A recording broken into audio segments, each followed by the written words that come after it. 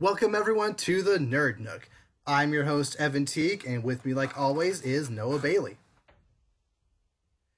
If you're new to this show, this is a podcast where Noah and I talk about all the nerdy stuff from the past week.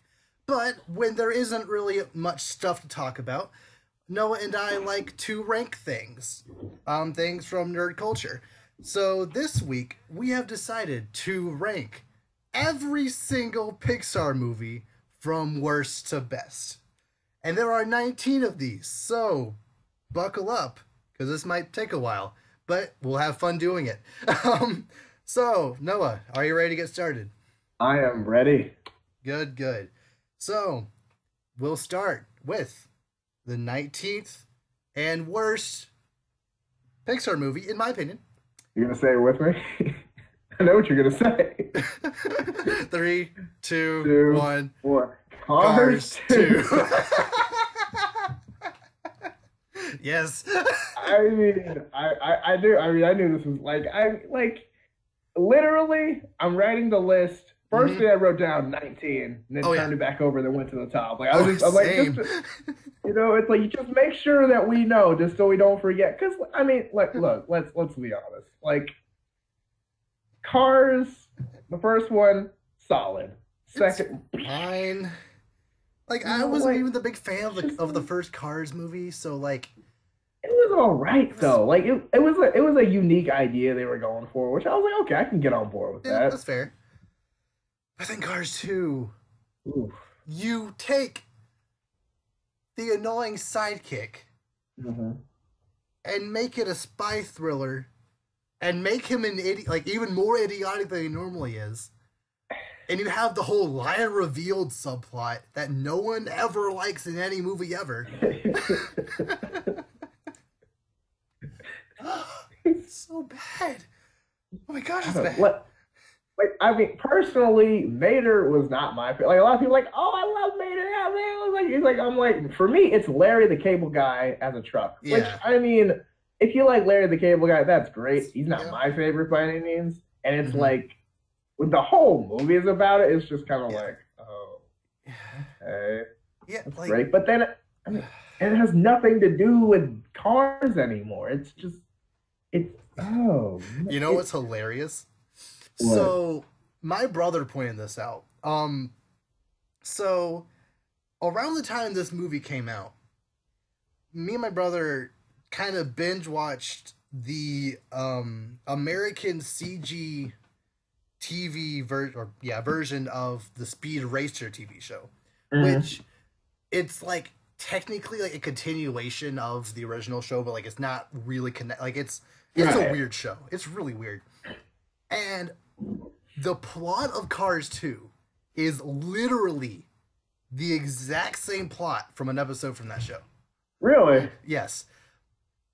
And I didn't actually watch this episode. I guess he watched it without me, but whatever, it's fine.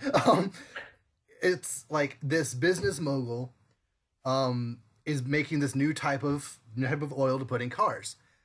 And at the same time, this same business mogul is trying to get rid of I can't even really remember the villain's plot in this movie. It's so bad. Like, he's also trying to destroy people who use this oil, and also like there is a spy in that episode, and like it is eerily, like, I watched it shortly after he mentioned that, like, it is eerily similar to that episode. And I'm like, Pixar, you are better than this. Even if somehow that you didn't actually copy that episode, which, like, since it is so eerily similar, it feels like you did.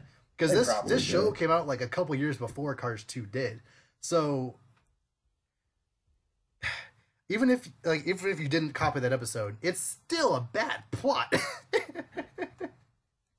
It's like, like, you didn't get caught cheating, but like you caught cheating off the straight D student. So like, like, what?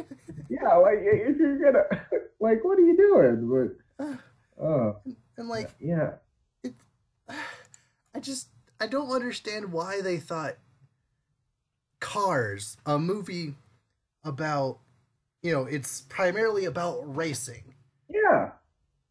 And look, I get the first, Cars, it's mostly it's about trying to take stuff slow, and he's a race. Like this main character is a race car, so obviously he wants to take things fast, but Radiator Springs is more of a laid back, slowish town.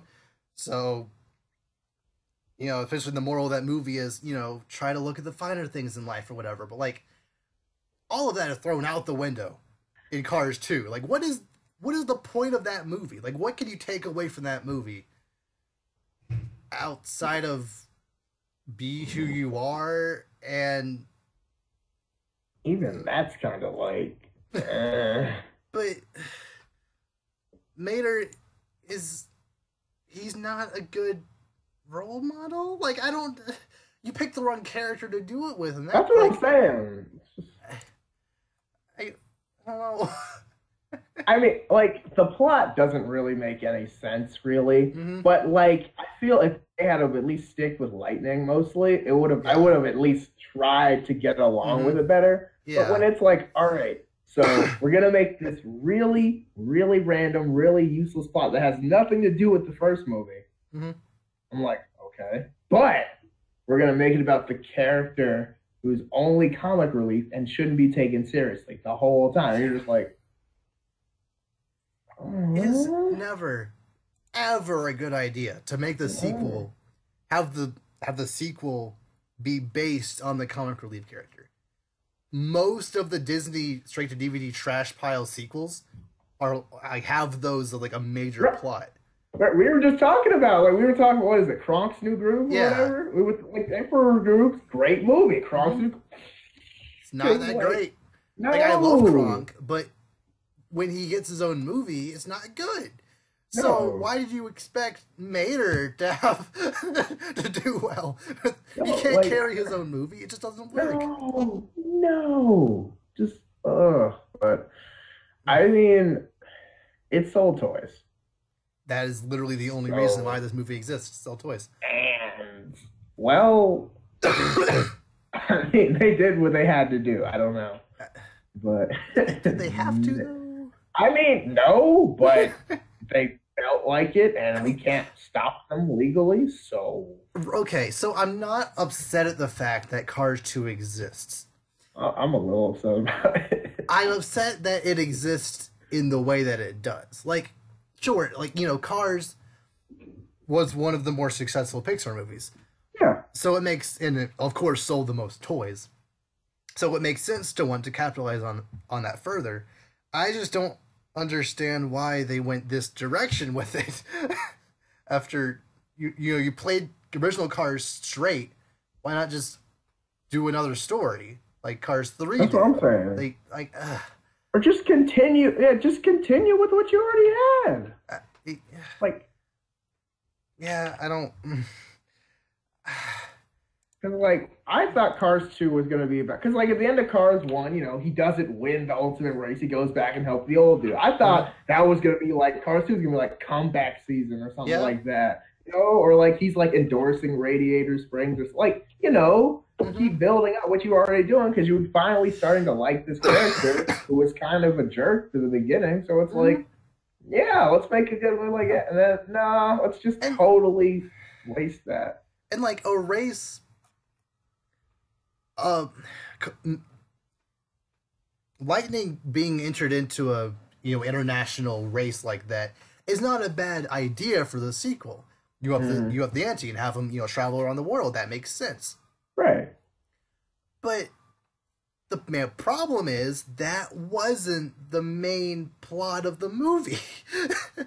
So I don't understand what they were thinking. I mean. That's what I'm saying. I'm like, why would you go in this direction? Because you had something. I mean, you had something really set up right there. I mean, it wasn't the way the first movie ended. It was not set up where you could not pick up where it left off. It was very easy. Like, all right, take this and run with it. And then just like, nope. Yeah.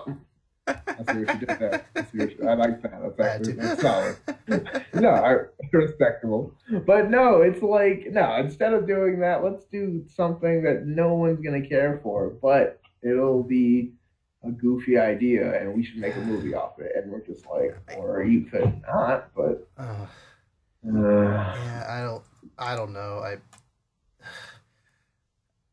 I'm done talking about this one for now. Just I feel like we moving right talked like along. I mean, we've said honestly. enough. One more thing I need to talk about. Oh, The movie opens with a car dying. Like yeah. this movie is rated G, this was shortly before like every movie being rated PG. Like even Frozen's rated PG, which is ridiculous. This movie's rated G. Yet it opens with a car getting brutally like dismembered and like crushed, and it like catches on fire. I'm like, are you serious? Okay, I'm trying to remember. Does the car like actually die, or is it like just looks like it would have not survived? Yeah, the one of the villains like shoots it with this ray thingy that like makes it like scrunch up and like catch on fire. And and then Oh, that is into like a little box. It's dead. That car is dead. That was kind of. I was like, what? I'm like, is this the right? Like, I know it's the right movie because that's the only movie with cars have eyeballs. But I mean, it's like, what huh? What did I just walk into like? I don't even know what that is. Like, I don't know.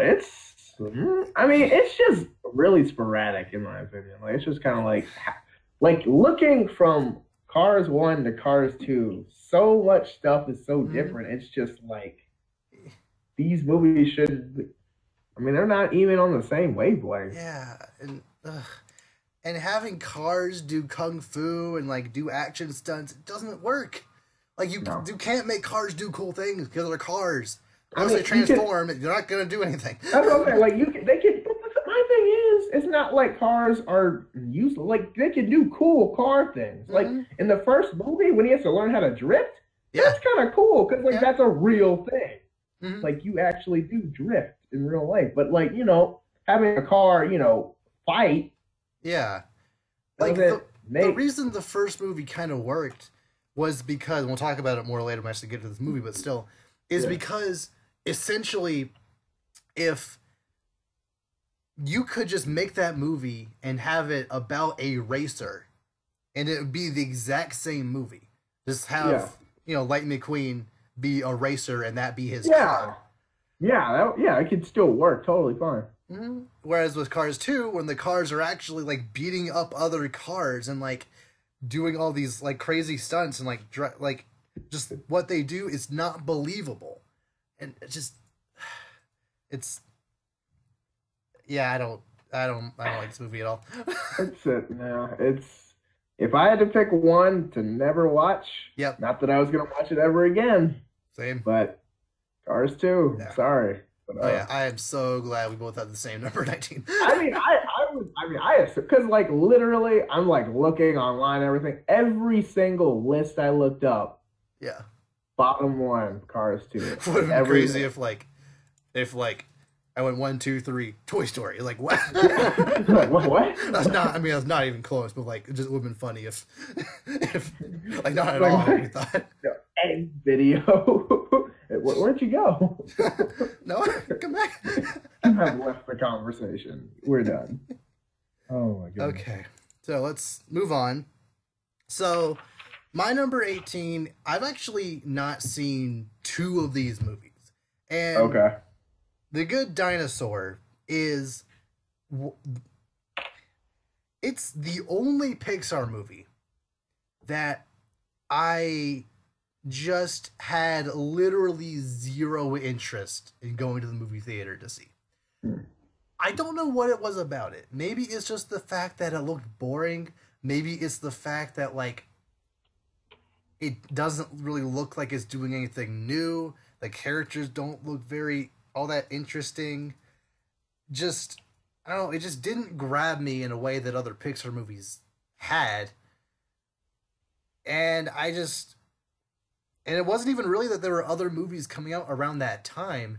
I just had no interest in watching The Good Dinosaur in theaters. So, yeah, that's my number 18. I can't really say much more about it because I still haven't seen it.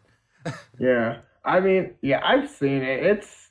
You're not far off. Like, The Good Dinosaur for me is not that high on this list either. It's Okay, so I have a friend who is obsessed with Pixar movies. Yeah. Like it's a problem. And like, she sees The Good Dinosaur. She's like, "No, you've got to go see this movie." And and the visuals for this movie, like it does look pretty good. Everything looks good, the graphics are good, everything looks like, the colors are great. And I mean, that's fine. Yeah. But I mean, I'm more into the movie, Like I'm actually watching the movie. And she's like, "Oh," like the whole time. She's just like, "Oh my gosh, it's so cute." And like, I'm just like, cuteness doesn't do it for me. That's what I'm saying. Like, not if it's only cute. That's what I'm saying. Like, cute. Like, I'm just like, I mean, that's fine. But I mean, I'm not gonna hold that against the movie. But like, that was the factor. I think a lot of it was kind of going towards. The story's not bad, but like, it's just kind of. It's not much going on. It's not that it's not. Is it worth watching, essentially? Yeah, I would say it is worth checking out because it actually isn't terrible. It's just, personally, it's like, compared to some of the other things on this list, I'm just like, I don't have rewatch value for it. That's what I'm saying. Okay, that's fair. Like, it's good to see, but like I'm not gonna be like, "Oh, The Good Dinosaur's coming on tonight. I haven't seen that in a while. Let's go." Like I'm just gonna be like, "Oh, what's on Netflix?" Like. So I don't know. Maybe if it does come on TV at some point, I'll watch it. But like, only if I'm just really bored. I don't know. I would watch. Yeah, I would like. I mean, if the opportunity comes up, I would watch it just to like check it off your list. Say I've watched it, but like not. You don't have to go to the store right now and go rent it. Like you're fine. Okay, what's your 18? My 18 is Brave. Fair enough. And here's my thing about Brave. I saw something. I was thinking this watching this movie, and I kind of was talking to my friends about it, and he's like, it kind of reminds me of like a DreamWorks movie. Yeah. But trying really hard to be a DreamWorks movie, but just not getting it, Like they're trying to like they're like how like DreamWorks sometimes tries to be like Disney, and then Disney's like, "Hey, let's try to be DreamWorks," and they just swing and a miss completely. Like they're not even. Like it feels a lot like How to Train Your Dragon. Yeah, like that's the movie I was thinking. Weird because like Pixar is Pixar. Right. Like you don't have to borrow from others. Like you're the standard when it comes to these animated movies. DreamWorks is DreamWorks because you are Pixar. Like they're trying to copy exactly. That's what I'm saying. That's like the MCU being like, "Guys, we gotta go actually do what they did with Justice League, but we gotta make it better." And it's like, huh? It does not compute. Like what? You're trying to copy the people that are trying to copy. Like it's like someone's looking over your shoulder, but you're using a mirror to look at their paper, and it's like you're not gaining anything from that. You're going backwards here. We're not. Yeah. I mean, and like for me, I was like going into Brave. You have the question with the girl who like wins the shooting contest with the best shot, and I'm like, okay, this is gonna be about a kick butt girl who just like she runs her own life. She wants to be who she wants to be, and it's not about that at all. It's got this random brother bear plot twist, but except it's mother bear, not brother bear. So it's just mother like. Bear. Yeah, that's basically Mother Bear. It's Disney, so they could have got away with it. That's what I'm saying. Like, you might as well have just called this Mother Bear, but it's like, and it has these like mother-daughter moments, but it's kind of just like, that's great, but they're not like super relatable. Like we've all seen this, or we could all relate to this. It's kind of just okay, and I don't know if it was just like. I was kind of disappointed because I was expecting like this really no pushover, really tough girl to be the main character, and she's just kind of rebellious. Yeah. Like not just and it is what it is, but it's just not my favorite by any means. Oh yeah, like I'll talk about it more once we get there, but like it's not my favorite either. That's all I'll say about So I'll say more about that for now. So my 17 is the other movie that I just haven't seen in theaters, or actually haven't seen at all. Cars 3. Now, there's a couple reasons that I haven't seen this one because, I mean, Cars 2 was trash, so I wasn't in any rush to see it anyway. And two, it was kind of sandwiched in between Wonder Woman and Captain Underpants, which are two amazing movies. Yeah, like, underrated movie, Captain Underpants. Keep that in mind. Okay, it is good. So I felt if I were to see an animated movie that weekend, I would rather see Captain Underpants. Mm-hmm. And Wonder Woman, of course, is, you have to see Wonder Woman. It was a good movie. So Cars 3, I just have really no interest in really watching it. Like, I would rather watch Cars 3 over The Good Dinosaur just because, I mean, I've already started this trilogy. Might as well finish it. I have more of an attachment to these characters. I don't necessarily like most of them, but still, like, the attachment some way is there. Well, attachment's a strong word. Yeah. I at least recognize these characters more, I guess. There you go. Yeah. So, yeah, I can't really say much about it. Oh, what I will say is that the trailers, the initial couple of trailers that, like, made it look, like, super serious and, like, which I actually was kind of excited about. Like, the initial trailer with that showed the race, like, it looked actually realistic. Like, those looked like real cars. Right. So, seeing that and, like, showing Lightning McQueen, like, having that wreck, I actually got kind of excited at first because I thought maybe they're doing something different. Maybe the art style is completely different this time. And then the second trailer came out and it's just another Cars movie. And I'm like, thank you. Now I don't have to see it. They're like, oh, good. You're just going to be fine.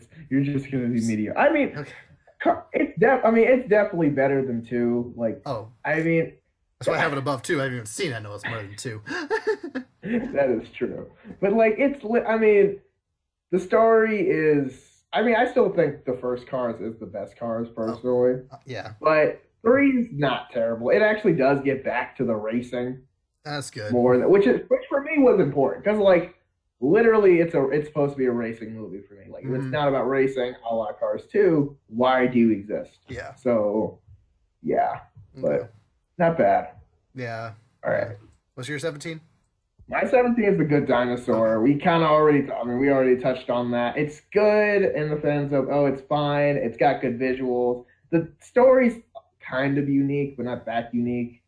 And yeah, I think it was just my friend just falling in love with the oddly shaped dinosaur, in my opinion. And she's just like, it's so cute. And I'm just like, get that thing out of my face. Yeah, like, that's happened to me before with certain, like, TV shows or movies where, like, there are so many people telling me that, like, or even just one person that's, like, emphatically telling me, you have to see this. This is good. You have to see this.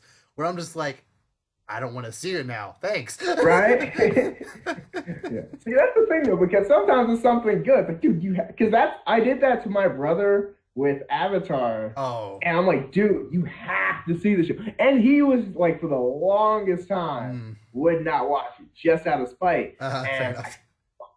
And after years, I finally got him into it. He was like, dude, that was good. Show is good. I'm like, bro, this is only season 1. He's like, it gets better. And I was like, oh yeah, it gets better. Like couldn't even talk. Just like, oh, dude, I just like hits next episode. Doesn't even say a word. Like, just keep going. Just get back to me in a season or 2. Your life will change. Like, but it's that thing though. Like, sometimes you just have that natural urge to push back when someone keeps pushing something on you. You're like, you know what? No, I refuse to watch this now because you're pushing this on me. But yeah, it's crazy. Yeah. So. Still don't have an interest in seeing that movie. Might get around to it eventually. Might not. Yeah, I wouldn't rush over. I wouldn't. Race over. Stomp. I guess we're talking about dinosaurs. Stomp over. I'm trying here. I'll give you something for that. All right, 16. Okay, my 16 is Brave. Yeah. Okay. It's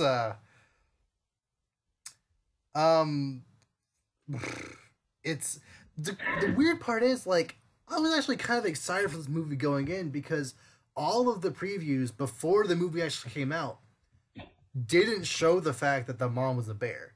That was not an aspect of the trailers at all.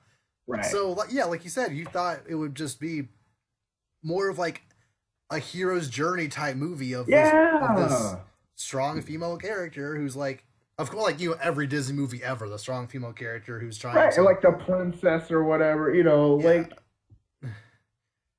going on a journey to find who they are and then fight the evil bear at the end to fully complete their quest. Like it's a cliche, but like I've never seen Pixar do that cliche, so it could have been interesting.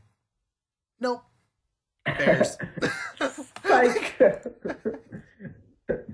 15 minutes in, oh, you thought you were getting a Moana, didn't you? Oh, you thought you were getting, one of these. Nope, we're gonna play like it's just it's just disappointing because like I was so ready because like you were so set up for this and it started out that way. It really did. And I was like, okay, I'm ready for the next hour, 15 minutes. We're gonna go to this journey. Like I'm all packed and everything. And it's like, psych. Turn your mom into a bear. The trailers heavily emphasize that scene where I think Meredith, that her name? I don't know. Merida? Yeah. Where the main character, like climbing that mountain. And like they heavily emphasize that shot, like in every single trailer. Like, okay, like and I think the trailers have like multiple scenes of her climbing mountains. And I'm like, okay, it'll be like an adventure movie. No, she just climbed the same mountain just in three separate shots in the first 10 minutes of the movie, and that was all the adventuring she did. Yeah, that was kind of disappointing. I was just like, all right, guess we're at the time I'm like, okay, yeah, I mean it's early, so we got more adventuring to do, but it's like, no, that's literally the peak of adventure we're gonna get. And so enjoyed that. I was like, oh, sad looks at popcorn. Okay. Yeah, I've seen this movie once in theaters and that's it. I have no interest in watching the movie again. Like, I know how it ends. I don't really care about any of the characters, so I just it didn't even really look all that. It looked kind of, like you said, it looked more like a DreamWorks movie. It looked kind of grainy. It didn't really feel like a Pixar movie.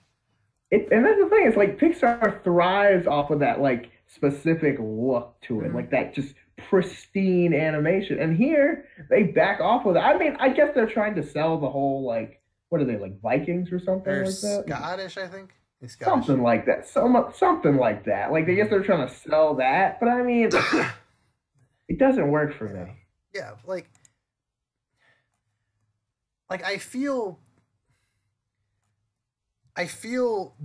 since they tried to make the humans in that movie look more or less realistic, at least have realistic proportions, it made the movie just kind of it made me feel less invested in the movie. Because something like Incredibles, where the proportions are more extreme and right, it looks more cartoony, I actually got more invested into it. But while in Brave, it's more realistic. The story isn't all that engaging. The characters aren't all that interesting. It's just every single aspect. I just check out. So I'm in no rush to watch that movie again. Sorry. It's kind of like you said earlier. It's very How to Train Your Dragon looking. And I love How to Train Your Dragon, but but it's why? It's why are you trying to do something that your competitor's doing? That's not even you're really still considered better than them. You don't have to. I don't know. I guess I'm trying to take anything you can do, I can do better, but obviously that's not the case because How You Train Your Dragon's awesome, and Brave is not all that great. Brave is number 18 or 16. So. And it's only 16 because I haven't seen Cars 3 or Good Dinosaur. I'm sure it would have been lower if I had seen those two. That's probably fair. Yeah. Okay, all right, what was your 15? Yeah. Oh no, I still got my 16. Okay. And my 16 for me is Monsters University. Okay. See, yeah, you thought you like you just swear that you're like, you're not gonna say Monsters Inc. No, no, we'll get there. But no, like, okay, for me, this movie did not need to be made. No. Like, at No. all. I Like, hate origin story movies. I hate them. like, I mean, I'm not against origin story movies when they're done the right way, you know, in an interesting way. You really want to know how it got, like, and like, also, this origin story didn't really show you, like, it didn't show, the only part it showed you was how Mike and Sully met, which, granted, that's important, but it didn't show you how they got to where they are in the first movie. Because at the end of the movie, they fail and have to go by themselves, and then you just see pictures of them going up. And I'm like, that's what the movie should have been about? Yeah. I don't want to just... But you're giving me the prequel to the prequel I wanted to see. Yeah. And it's just like I don't care what I feel your pain. I'm gonna say something here. I'm gonna say something that like seems appropriate, but I'm not sure if it is. Essentially, Monsters Inc. Monsters U. It like don't even know exactly how to phrase this, but essentially they made the same mistakes in Monsters University that the Star Wars prequels did. You know how all these characters met, but they didn't really expand on them in ways that you feel like they should have. Right. There are so many stupid references and things that are just shoehorned in there because they were in the original. Yeah. You don't really know like how we got to where we are. There's just certain things that just seem to make plot holes that cause the Monsters Inc. to actually be worse if you think about them in certain ways. Just it's just a weird prequel that didn't need to be made. And like I said, I hate origin stories, but honestly, I've never seen a prequel done well either. I honestly can't think of one. Can you? Just in general?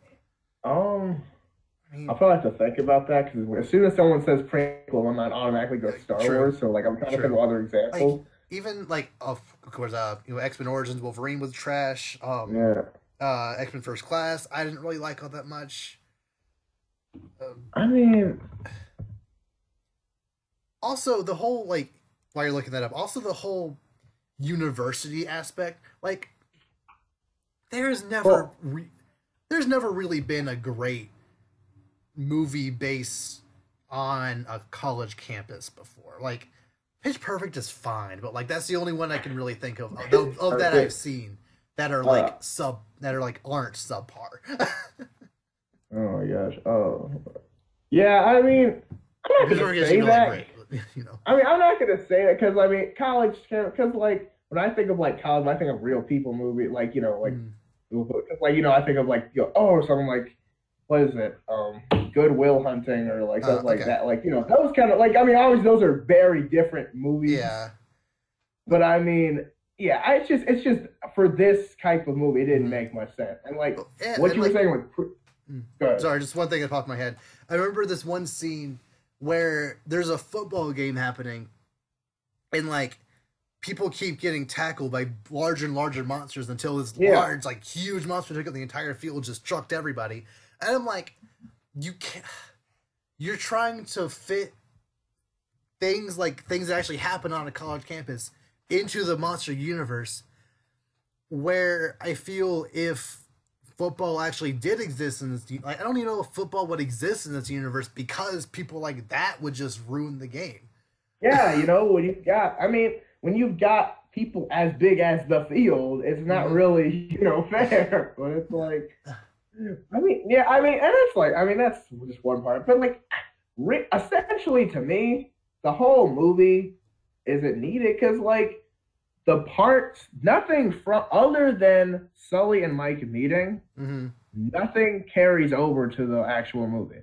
Randall kind of, but like again, it's just a thing where like another reference just for the sake of being a reference. Like apparently Randall squints because he's not wearing glasses. I'm like, no one thought of that. Like no one was questioning why is Randall squinting. I want to know. I just thought it was his evil glare. Like, I Yeah. just thought it was him trying to be a bad guy. Like, that was the obvious, oh, he's probably the bad guy. He's got Yeah. that look in his eye. No, it's because I can't. Like, he's just Velma, It's like, Yeah. okay. I guess that part was a little, it was okay to add in there, but it's like, most of the stuff they're going for doesn't have to do with, because a lot of the monsters and stuff they meet don't carry over. Yeah. And it's like, it's very unnecessary.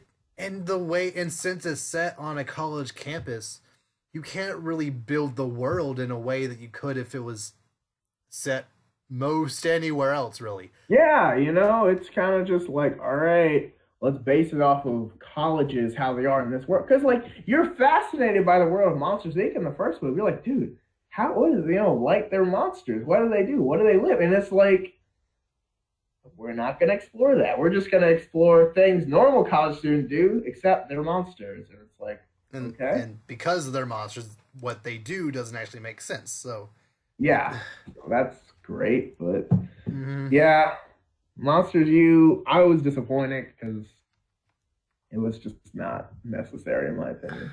Oh yeah, it's not. Yeah. Trying to think if I have anything else to add because it's my 15. Nah, I'm pretty sure we cover pretty much everything. Yeah, like, we will. I do like your comment about the fact that, like, it's the prequel to the prequel we should have gotten. Yeah, I'm literally, like, I'm watching this movie because I didn't go see it in theaters because I was just like, nah. did. But, like, we read this movie and, like, while the movie's wrapping up, I'm like, so the parts that we don't see, we just get clips of, or just, like, pictures, I think it is, like a scrapbook or something like that. Something like that, yeah. Yeah, they show it at the end, and I'm just like, okay, so, like, this is the stuff I wanted to see, them making it from the bottom and then becoming, Sully's this all-time great scare, like, that's the thing I want to see. Like, like, the struggles of, like, man, I can't do, like, And you can still have the whole Randall thing. Like, him and Sully can both, go in the scare floor at the same time. You can have them be budding rivals in that movie anyway. Like, you can still make it work. You didn't need them to go to college in order for that to happen. No.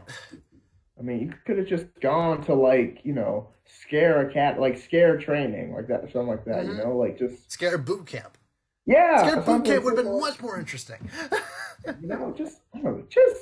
I just wanted to see or even just the beginning of them starting there would have been fine with me. Like their first day, that would have been fine. Yeah, because like a lot of people meet on the job. They could have been like, "Oh, all right, Sully, you'll be working with Mike Wazowski, whatever. You guys, something like that. Just throw them together, and then boom, they don't get along, then they become best friends, and then boom, story." But no, that's okay. We get a useless story about college.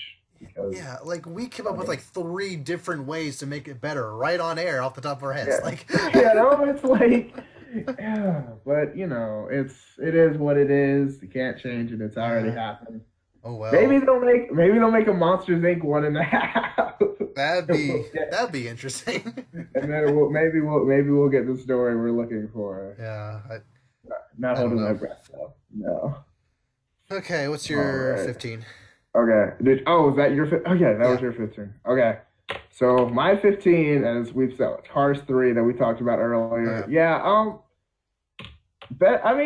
Just a good movie. I like that it got back to racing. It's more about, now it's about like, the younger, like, it used to be, Lightning McQueen in the first movies, the like, the new superstar on the block, and he's trying to be told. Now he's the older guy, and now they got these newer cars and all these, newer models. Like, and I guess it's kind of cool to see kind of a role reversal. I guess that was okay, but honestly, I only saw this movie because I had to watch my nephews while they were in the room, and it was on. So that's fair. This just kind of happened, but it was still good. It was still fine. Like, it was the second best Cars movie. That's okay. pretty much all. I guess that's really all you can ask for. Like, as long as you're better than Cars 2.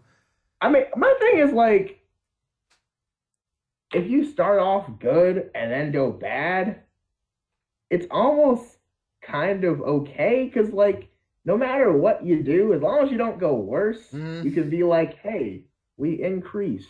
You know, like we're not in the negative anymore. You know, like. But I mean, that's like, why I'm excited for every single Star Wars movie coming up because you can't be worse than Attack of the Clones. You just can't. You can't. I mean, some people will fight you on that, but I mean, I don't know. I recently ran into a lot of people who just did not like the new Star Wars movie. Okay, a guy I met over the weekend. His words said every movie since Episode 3 came out is not good except Rogue One.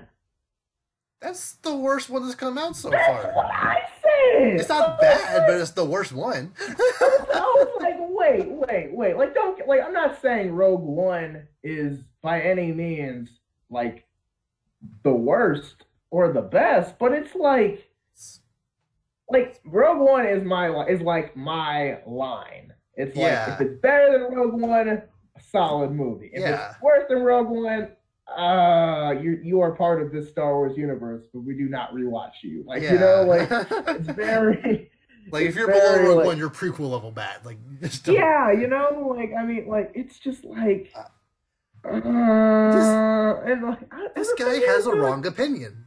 Like I mean, and that's crazy. And see, that's the thing. I'm trying to argue with him, but I'm like, I can't tell him his opinion's wrong because you know you can.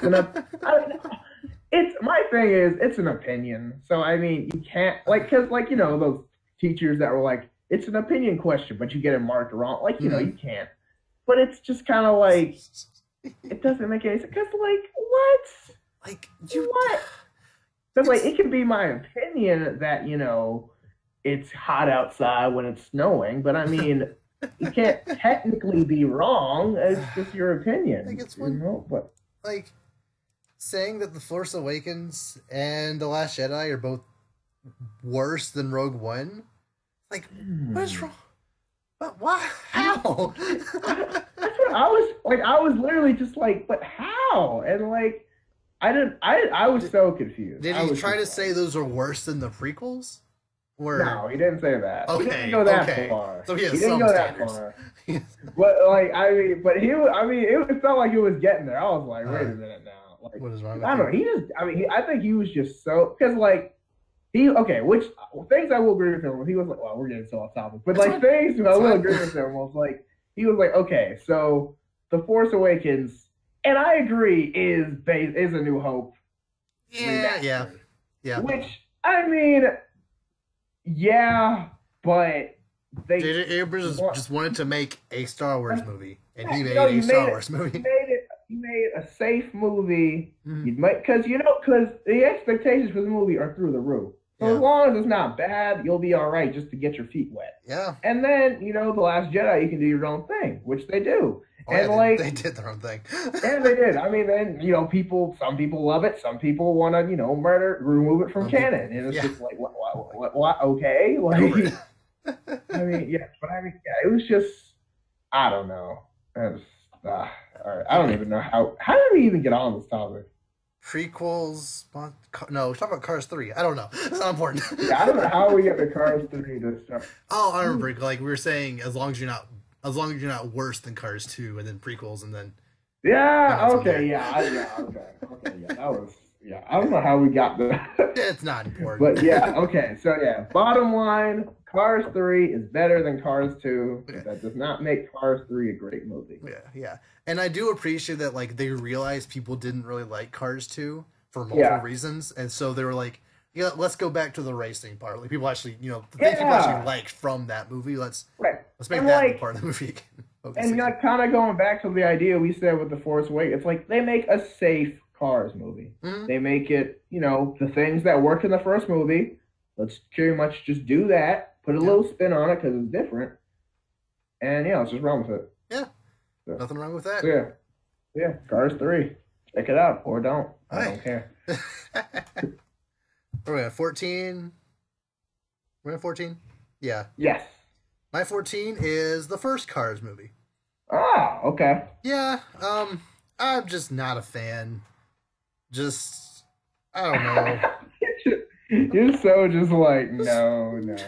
Like, I could take it or leave it. Like, I wouldn't call it bad, but like, I'm not really the biggest fan of Owen Wilson anyway, so his voice being on a car that I don't really care about what he's saying, like, and he's just kind of a jerk, and like, Mater's kind of annoying, and like, I feel like this movie would have been better if it was actually about people, and like, just there's just a couple of things that are just, I can't even really explain like why I dislike it so much. It's just kind of there, and like, I don't know.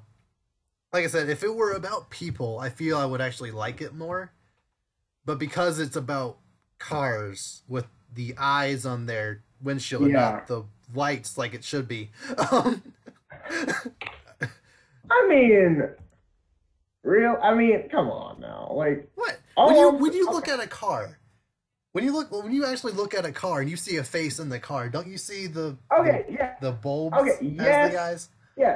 Yes, I do. However, like, that, for me, that would be too Bob the Builder. You've seen Bob the Builder, right? When they're like all the tractor and everything. Like, you've got this whole construction, but you can obviously see no one did it. It's just got these little eyeballs. You're like, that fair. Thing's like, that's kind of like what I would get from that. So I like how they do it differently. Yeah.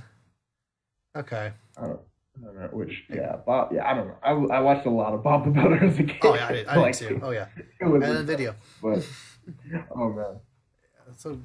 But yeah. Like, Cars, like, it's one of those movies that, like, if it were on TV or if it were on in the room, like, I wouldn't like petition to turn it off, but like, I wouldn't actively go out of my way to watch it, I guess. Yeah. Like, I don't know, it's maybe also the fact that Cars 2 is so bad kind of tainted Cars 1. That might be part of it too. Your hate for Cars 2 brings the other one down with it. Yeah. I don't know. Kind of like that, like, Thor Ragnarok, like, not Thor, but Thor the Dark World, kind of like, oh, makes Thor. You hate the first Thor worse. Yeah, like, the first Thor was like, I mean, it wasn't great, but it's like, it just, oh, man, like, oh. Yeah. Leaves that bad taste in your mouth. Yep. Like, oh. Yep. Okay. All What's right. your 14? Okay, so my 14 is Finding Dory. Okay. Because, all right, so Finding Dory is not bad. Finding Dory is actually kind of, I like Ellen DeGeneres. And like, I think Ellen is hilarious, especially on her show, which I occasionally watch, like, certain skits they do. Yeah. But, like, for me, it was just okay, because like, it's cool that we're back in this world and all this stuff, but I kind of want, like, Dory was not the character I wanted to focus on. Yeah. Like, Dory's a good side character, and it's cool that she's funny and, you know, has that crazy memory loss and stuff like that. But, you know, I wanted the story to be more about, you know, Marlin and Nemo and, like, you know, like the characters that we saw, you know, fight tooth and nail. Like, we saw this dude went around the world to get his kid back, you know? Like, how would that affect Nemo? Like, just imagine that. Like this is a traumatizing experience. This dude almost died like twice. Like, I feel Finding Marlin would have been a better, like, having Nemo go try to find his dad would have been a better plot. Right, like, they role reverse that. Like, because, like, you have that, like, if my dad can find me, then I can find him, you know? Like, I'm destined for it. And, like, you know, Nemo with the struggles he had, because he still has the, like, you know, the form thing or whatever, which, that's the thing. And, like, I feel like if he had, like, grown older, like, you know, been, like, teenage Nemo now, like, I think that would have been really cool, you know? Yeah. And, like, they can explore parts of the ocean they didn't really get to see. Because, like, I mean, the ocean has so many different types of animals and, like, sea creatures. Like, you could have easily, like, been like, oh, we're going to go see, like, what's something I didn't mess with? Like, you didn't see any, like, octopus or anything like that. Or, you did in this movie. Yeah, I know, but, like, I wanted it in the better, like Like that's what, like, do what they did, like, in terms of newer, like, sea stuff, but change the story to be around about Nemo. yeah, yeah, and it also doesn't help that like, well, Finding Nemo is like really high up on my list. So Yeah, same. Finding Dory, like I Hmm. I personally like liked it more than you did. We'll talk about more in a second, but like Okay. the fact that it's not like we waited what Like 12 years? 10? Yeah, it's more than 10. I know that for sure. Yeah, Like, like yeah. more over 10 years for the sequel to Finding Nemo to come out, and it's okay. Yeah, 13 Definitely years like brings actually. it down a couple of notches. 13 years and a 13? week. Oh, 13 years. wait. Wow. Yep. 13 years. Yeah, I can count. Yes, I can count. Okay. 13 years and a couple weeks. Yeah. So, Between yeah, I Finding mean, Nemo and Finding Dory. yeah. Okay. It's like Finding Nemo's like May 2003, 3. and Oh. Finding Dory. Yeah, I know, right? I feel Oof. so old now. Okay. I still have the VCR box at my house. Like, I do too. oh my gosh, I have, dude. I have the video as well. Right? You're like, how old am I? Like, no, but it's like, yeah, I Yeah. mean, it's kind of just okay. Like, it's not, I don't know. I think I just wanted more Finding Nemo, like Finding Nemo 2 or something. Yeah. And Finding Dory was just kind of just missed for me. I don't know. Yeah. Okay. So, my number 13. This might be the first like really controversial number on my list. Okay. My number 14 is Up. I know. What? Wait, whoa. We have. Let me clarify something. We have well past the like this is a bad movie territory. This is true. But you're telling me there are 12 movies in the Pixar world that you like more than Up. Are you serious? Yes. Are you serious? Yes.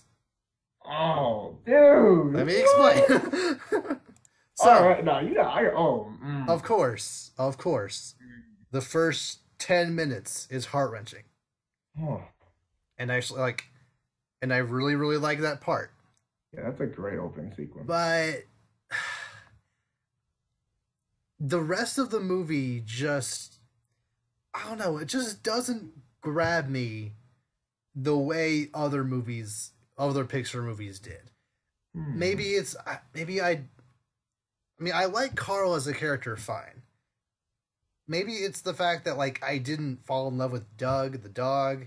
The villain just really threw me off because he was old when Carl was a kid. So that guy's like 180 at this point. Like, so yeah, so all the stuff that both Carl and that old dude do, they should not be able to do for just how old they are.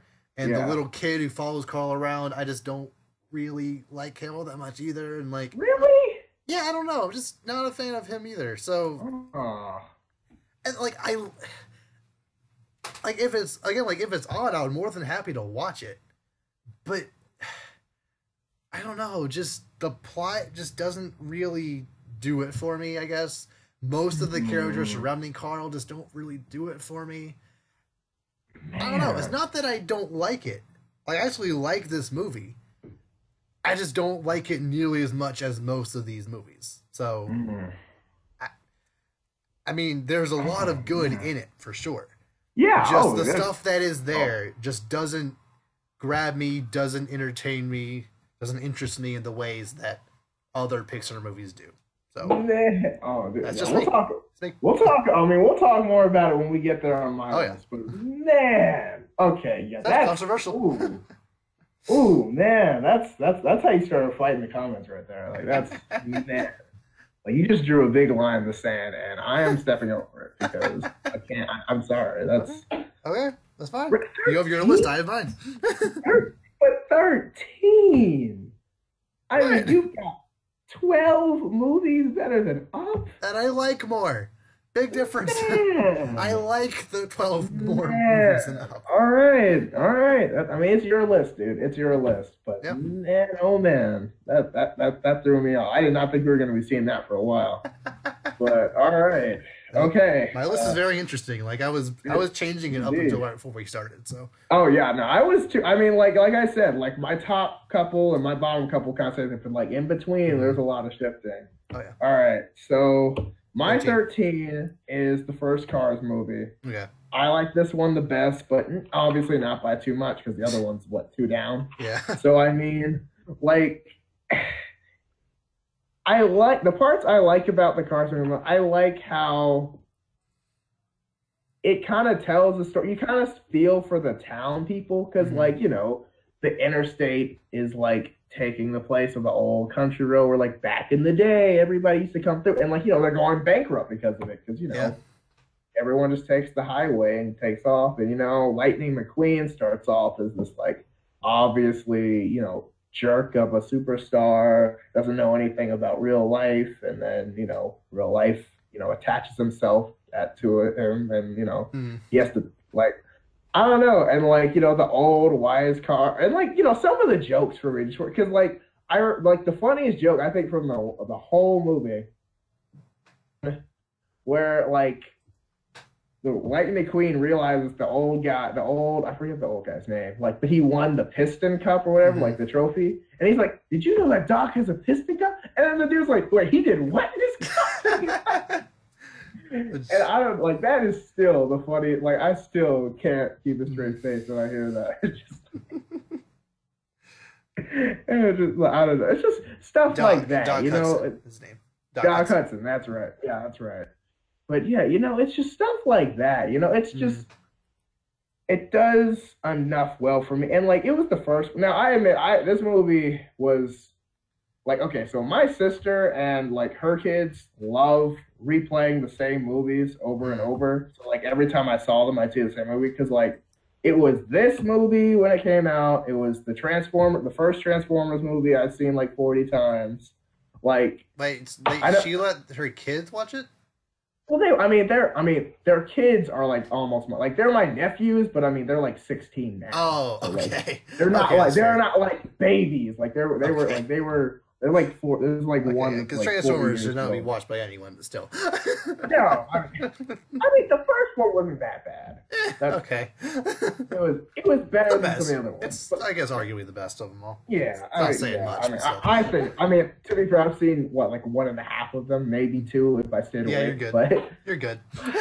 you didn't miss much. But no, it's I like Cars. I think it was the best of the Cars, and it's like the lowest on my like actually really enjoy kind of list. Cars. That's like as long as you're like Cars is kind of the rogue one here. Like if you're better than Cars, you're good. If you're below Cars, you're bad. Yeah, you know, if you're under here, I don't really care to see you again. But if you're up here, you know what? Let's go again. Let's do. Yeah, that's the same with my list, which up is above, by the way. Just keep that in mind. Barely. Have you no shame? Wow. Nah, I'm just playing. All right. I'm sorry. I just was not. I understand. I understand. And I might go for the 1-2 punch here because my number 12 is Toy Story. The first one? Which one? The first one. First one. Oh, man. All right. Okay. That one I'll give you some leeway on because at first I came into this thing thinking Toy Story was going to be like, you know, right in that, like, you know, top tier. And then, you know, I started looking at the list and like, well, I mean, I got to put this up there.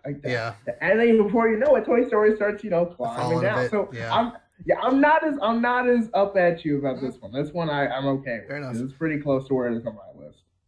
But so yeah, I'm just gonna say something here. I feel that Toy Story is the most overrated movie on this list. Like, and the main I'm not gonna, you know, I'm not gonna say that this movie, you know, wasn't important for the movie industry because it was. It was the first, you know, full length CG motion picture. That's you gotta get it started. The only problem is I just have this really big issue in general with people just essentially praising a movie and saying it is the best of the bunch of this arbitrary category because it was the first. Like if you watch any Watch Mojo list, the top 10 best Disney movies, Snow White's number 1 because it's the best. Toy Story was their number 1 because it's the best. And like other people will say, "Oh, Toy Story is the best one. It was the first one. It has to be the best." Like that's not why how it's it the works. best. Yeah. Like yes, it's good. I actually enjoy this movie quite a bit, but it's not the best. Like it really didn't age all that well. Like the dog in that movie looks really bad. Okay, but to be fair, like, are we really focusing on the dog? Also, Sid and other human characters really look very uncanny. Okay. I will say that because I do remember that Sid kid looked weird. Yeah, like I still don't like him and his toys. Oh yeah, like those things. That like baby spider thing still creeps me out. Oh yeah. Oh yeah. Oh, no, I don't play that. Oh my goodness, that thing. Mm-hmm. And also, Woody was not an appealing character in the first movie. He was very like antagonistic almost, like towards Buzz or just in in general. Like he just seemed very cranky, just all the time. It just seemed really weird. I don't know the part, like, because when Buzz showed up, the new toy in town, obviously, because, he's the sheriff. So, like, he's like, who's this coming up here, trying to take all my glory? So, like, I could see why he'd be mad. But, like, I do get what you're saying, though, because, like, it feels almost uncharacteristically like Woody, but it's just kind of like, how do I word it?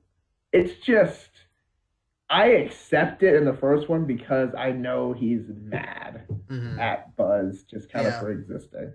And Buzz doesn't really help in the beginning either. He pretty much just Yeah, and I don't know, just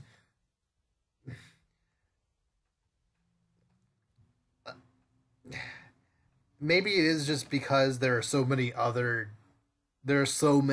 amazing Pixar movies I like way more than Toy Story. That's why I feel it's so overrated, but just I don't know. It's not that I dislike it by any means. I'm just not as big of a fan of it as other Pixar movies. So I don't know. I just kind of feel saying, "Oh, Toy Story is my favorite." It's kind of like a cop out, Like, yeah, I just question: have you even seen Toy Story 2? Because that's way better, in my opinion. You right? I mean, because like, saying Toy Story is the worst of the Toy Story movies doesn't mean Toy Story is bad. It just means the other ones are better. Are way like they're just means they're good. Like all these are good movies. Just Toy Story 2 and 3 are better. Yeah, doesn't make Toy Story bad. It just makes those two better movies. It's like saying, like going back to the Star Wars example. It's like saying, oh, because Empire Strikes Back is the best Star Wars movie, that makes A New Hope a bad movie. Like, no. A New Hope and Return of the Jedi, those are still great movies. Yeah. Empire Strikes Back is better. In my humble opinion, of course. Humble opinion. But if you don't agree, you're wrong. But, it's fine. No. But that's just my 2 cents, But, I get you, though. But, like, yeah, it's just... I don't get the people that say it's the best movie, period. I mean, because it's not the best. It's not even the best Toy Story movie. Yeah. I mean, I don't know anyone who thinks Toy Story 1 is the best Toy Story movie personally. I mean, they're like, because like, well, no, I can't say that because that's gonna ruin it. But like I do appreciate it. I do appreciate what it did for CG movies, for animated movies, for Pixar in general. Just I feel like it's just held up on a pedestal that it really shouldn't be. Yeah, and you think about it, like, I did kind of think, because, like, I watched some scenes from Toy Story again, and I'm like, man, and, like, you think about it, it's like, this was, I mean, you know how old this movie is? This movie 23 years ago. I mean... Right? You said what? 23 years. That's what I'm saying. Like, this movie is, like, older than both. Like this is Yeah, the a movie's old as very us. old. That's what I'm saying. This movie is like graduating this year from Yeah. college. Like, Wow. like this thing is crazy, man. Mhm. Like, wow. It's just like, and the thing, it still holds up really well. That's the thing. Like there are certain characters like the dog and Sid that didn't age well, but like Right. But I most of the mean, CG, it still looks really good, especially Buzz. right. He looks That's what I'm amazing saying. still. The toys, like you can tell obviously what parts of the movie were way more effort put into. Because I Mhm. mean, it's Toy Story. You're not going to spend, half the budget working on the grass or, Yeah. something else. Like you got to put your money where the marketing is, the Hmm. toys, and they still look great. I mean, even Buzz and Woody look really good, and Yeah. it's that's what it's all about. And like you've got those iconic scenes. They're like Buzz, you missed the truck. It's like we're not aiming. Like Mm. like that one's a good one for me. Like Yeah. I don't know. That's Yeah. like the staple for Toy Story that I think of. Yeah. All Okay. right. You're So, 12. all right. My 12 is A Bug's Life. Oh, This okay. one, yeah, this one for me, I never really got into this. Like, this movie was good, but it was never my favorite. I was just kind of Mm. like, all right. Like, my brother loves this movie. Mm. Like, loves this movie. I just, well, one, okay, this is going to sound like a dumb reason not to have it higher, but one, I just don't like bugs in Oh, I general. hate bugs. So like that's what I'm No. saying. So I'm just kind of like I don't really want to watch because like movies like and like I was even like a little hesitant to go see like Ant-Man when it first came out. I was like, I wonder if I hope he's not gonna be like fighting like real ants. So I was like that's a stupid thing, but like Mm. it's just something I think about because like I hate that kind of stuff. But like as a kid especially, and you're like, oh no, it's the like grasshopper or whatever. Like yeah, it looks gross, like. And I'm just like, and like, it's a good story. It looks really good, especially for how old it is. Because I mean, I think that was like a '98 movie. I want to say. Let me, 97. I think they took a 2 year 90, gap between the two. okay, yeah, something like that. But like, yeah, right around our age, and it's like, Mm. it's like it's good, but it's like Yeah. it's not my favorite. And I feel okay saying I have 11 11? movies. Yeah. Yeah, 11 That's movies fair. ahead Yeah. of this movie. Because like Mm. you look at them and you're like, well, I'm not going to put it ahead of any of these. Mm. It's good enough. Like the characters aren't all that memorable in my opinion, Yeah, but like especially the main character. Don't even yeah, really remember his name. Uh, uh, no, it's been too long. I haven't seen that movie in years though. I I'll feel like it probably ends have in to a see it again. T, maybe. I don't know. Something like that. It was some. Let me look. I have to see it now. Um.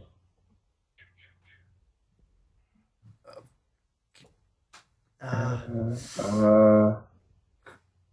mm, Yeah, I know. Okay, Flink. Is that it? Flick? Flick. Okay, that was Yeah. close. Yeah. Okay. Okay. Yeah, I knew like some of them had like the grasshopper dude's name is Hopper. I'm like, I knew it was something Mhm. really simple, but I had no Yeah. idea what it was. Yeah. Okay. Yeah, like it's not really my favorite Pixar movie either, but I have a very specific reason why it's higher on my list. So Interesting. Okay, we'll I'll get there. yeah, we'll get there. Okay. So is that all you want to say about it for now? Yeah, we're good. We're Okay. good. Yeah, I'll talk about it more in depth All in a right. So minute. 11. Yes, my 11 is Inside Out. What? Mm. Is that one way higher on your list too? Yes, Okay. dude. Sorry. Oh, God. I'm not mad. I'm just like, what? You're not mad. You're I just mean, disappointed. I am. I'm real. Like, I mean, oh, like, what? Really? Sorry. Really? No, don't. I mean, please don't say sorry. I'm not trying to. Like, I'm not mad. I'm just like, I'm in disbelief right now. Mhm. Cause like, okay, all right, go. No, go ahead. Go There, talk about it. I want to hear what you got to say. I want to hear them. there are so many good Pixar movies that just, in my humble opinion, this one just I don't like it as much. Just Okay. All right. Let me see. All right. Go ahead. Go okay. ahead. Let's just So go through it.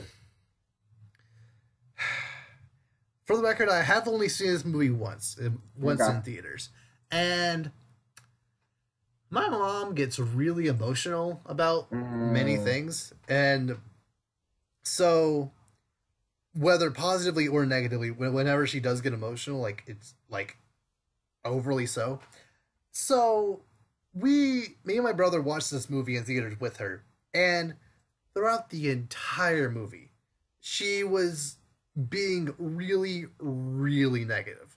Like, she kind of leaned over to us multiple times, was like, is it getting good soon? And I'm like, Mom, why would you say that?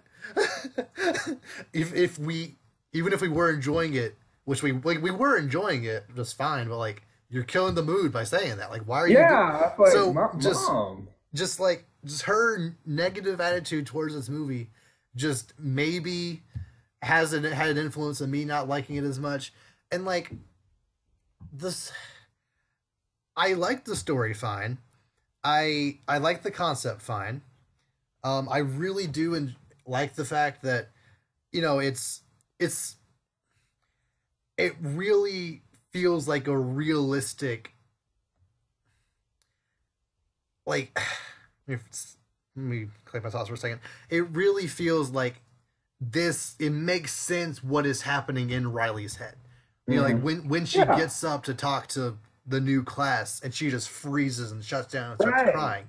Like, we've all been there. That makes sense. Like, it's not the way I saw it was, it's not the people in her head are causing that to happen. Like, this movie is essentially showing this is why that is happening, I guess. Like this is happening. Let's kind of show, like, let's show the inner like, if this were personified, in her head, let's show what that would be. And I feel like they captured that really well. And I also really like the scene where the mom and dad are kind of arguing, and like, the dad has like the entire like panel of male emotion. The mom has the entire panel of female emotion. Just, that scene was handled very well, and just everything, like, in the big maze of memories. I feel like it dragged on a bit too long. I think that might honestly be my main issue with this movie as a whole. It just kind of drags on a bit too long in certain areas. Are you saying, like, how they're trying to get back took longer than it should have? Yeah, I guess, yeah. I can see that, because there are points in this movie I'm like, okay, this all could have been avoided so much easier. Because, like, I've even seen, like, I don't know if it was How It Should Have Ended or something like that, where it was like they have the tube that can send stuff up to headquarters, and it's like, okay, why don't you just send this up to headquarters? Like, save us, an hour's movie worth of time, and then just fix everything. But and like, I would have wanted to see more of Riley throughout this movie. And like, I get it, you can't show her too much because just showing her with only being able to utilize. Okay, so we had some technical difficulties, and now my logo is here for some reason. But you know what? We'll just keep on going. So I was talking about Inside Out, and Noah was getting really mad at me for that. So essentially, what I was getting at before the difficulties, I know it might have gotten kind of, I don't know, stale, I guess, having Riley, like, keep continuing to cut back to Riley only having fear, anger, and disgust. Is that the green one's name? Disgust? Yeah. Only having really those three to work with. And I get that, but I feel you could have at least, tried to either cut back on all the stuff that Joy and Sadness had to go through, just so that it wouldn't drag as much, and maybe try to I don't know, give a little bit more of a personality to Riley herself, because I get that the emotions are her, but I don't know. I mean, I hear what you're saying. Like, give more of the but like, they are her personality. That's the thing. I know. It's a weird request, but what you're asking for doesn't. Like, the reason they don't give as much of Riley is because you already get that through her 5, like, emotion people thing. I mean, that's the whole thing, Yeah. And like the reason, like, you know, and like when they're not up there, you know, when joy and sadness are, you know, somewhere else in her mind, Mm-hmm. like that's why she does it. She's just like this moody little angry person all the time. That's all she has up there. Yeah, I don't know. Maybe I'm it's solely so low because my mom kind of ruined the mood. I don't know. Like, and also like I don't know, and kind of like with Up, like I like this movie a lot. I really do. I just don't. It doesn't grab me. I don't. It's not as interesting to me as other movies on this list, and that's really all it boils down to. Man, man, all right, yeah. I mean, that's cool. That's your opinion. It is what it is, you know. It's like some people are like, "Oh, this movie's great." Some people are like, "Oh, that." I mean, we're starting to get to that point where all these movies are great movies. Mm. So Oh like, yeah, I'm not. Yeah, I'm not as mad as I fair thought enough. I was. It's fine. All right. Okay. So my number 11 is Ratatouille. Okay.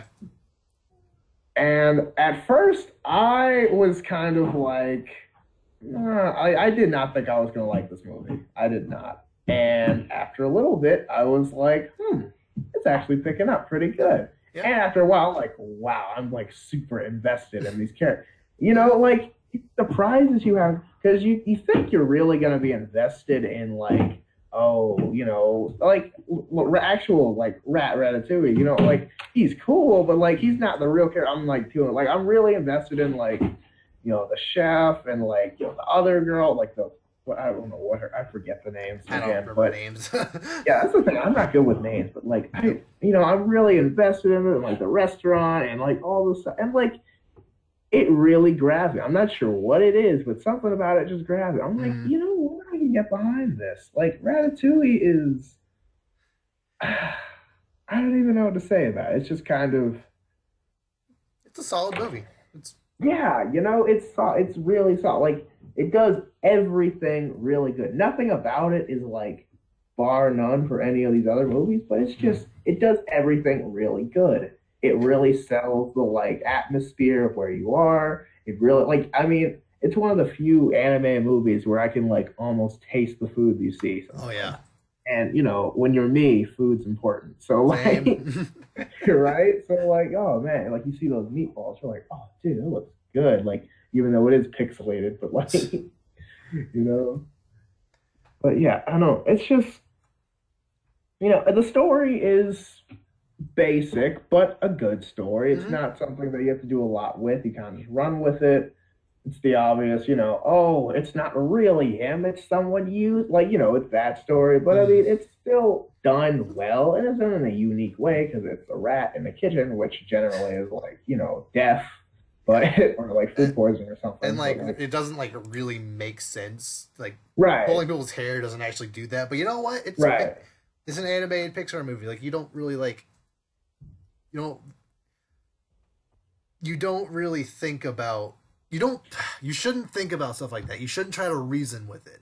It's an right. animated fantasy movie. Like don't worry about it. Just watch the movie and try to enjoy it. That's Like, yeah, like the that's most how this enjoyable works. movie. Just stuff. And like I don't know, one thing, it's like kind of like the illusion, like when he's going through, like, you know, the puppet master and the puppy's kind of just, you know, pulling Mm-hmm. his strings and dance, puppet, dance, you know, Yeah. flip this, do that, you know, Mm-hmm.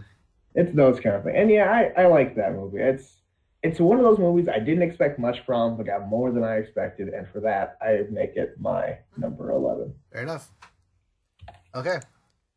So we're into the top 10 now. All right. And On my my number 10 territory. is Finding Dory. All right. So I mean, we pretty much covered everything when you talked about it. I just feel like it's it's not exactly the sequel that I was expecting. It's not nearly as good as the original Finding Nemo, but like Mhm. after I watched it, I didn't, I wasn't disappointed. I actually really enjoyed the plot.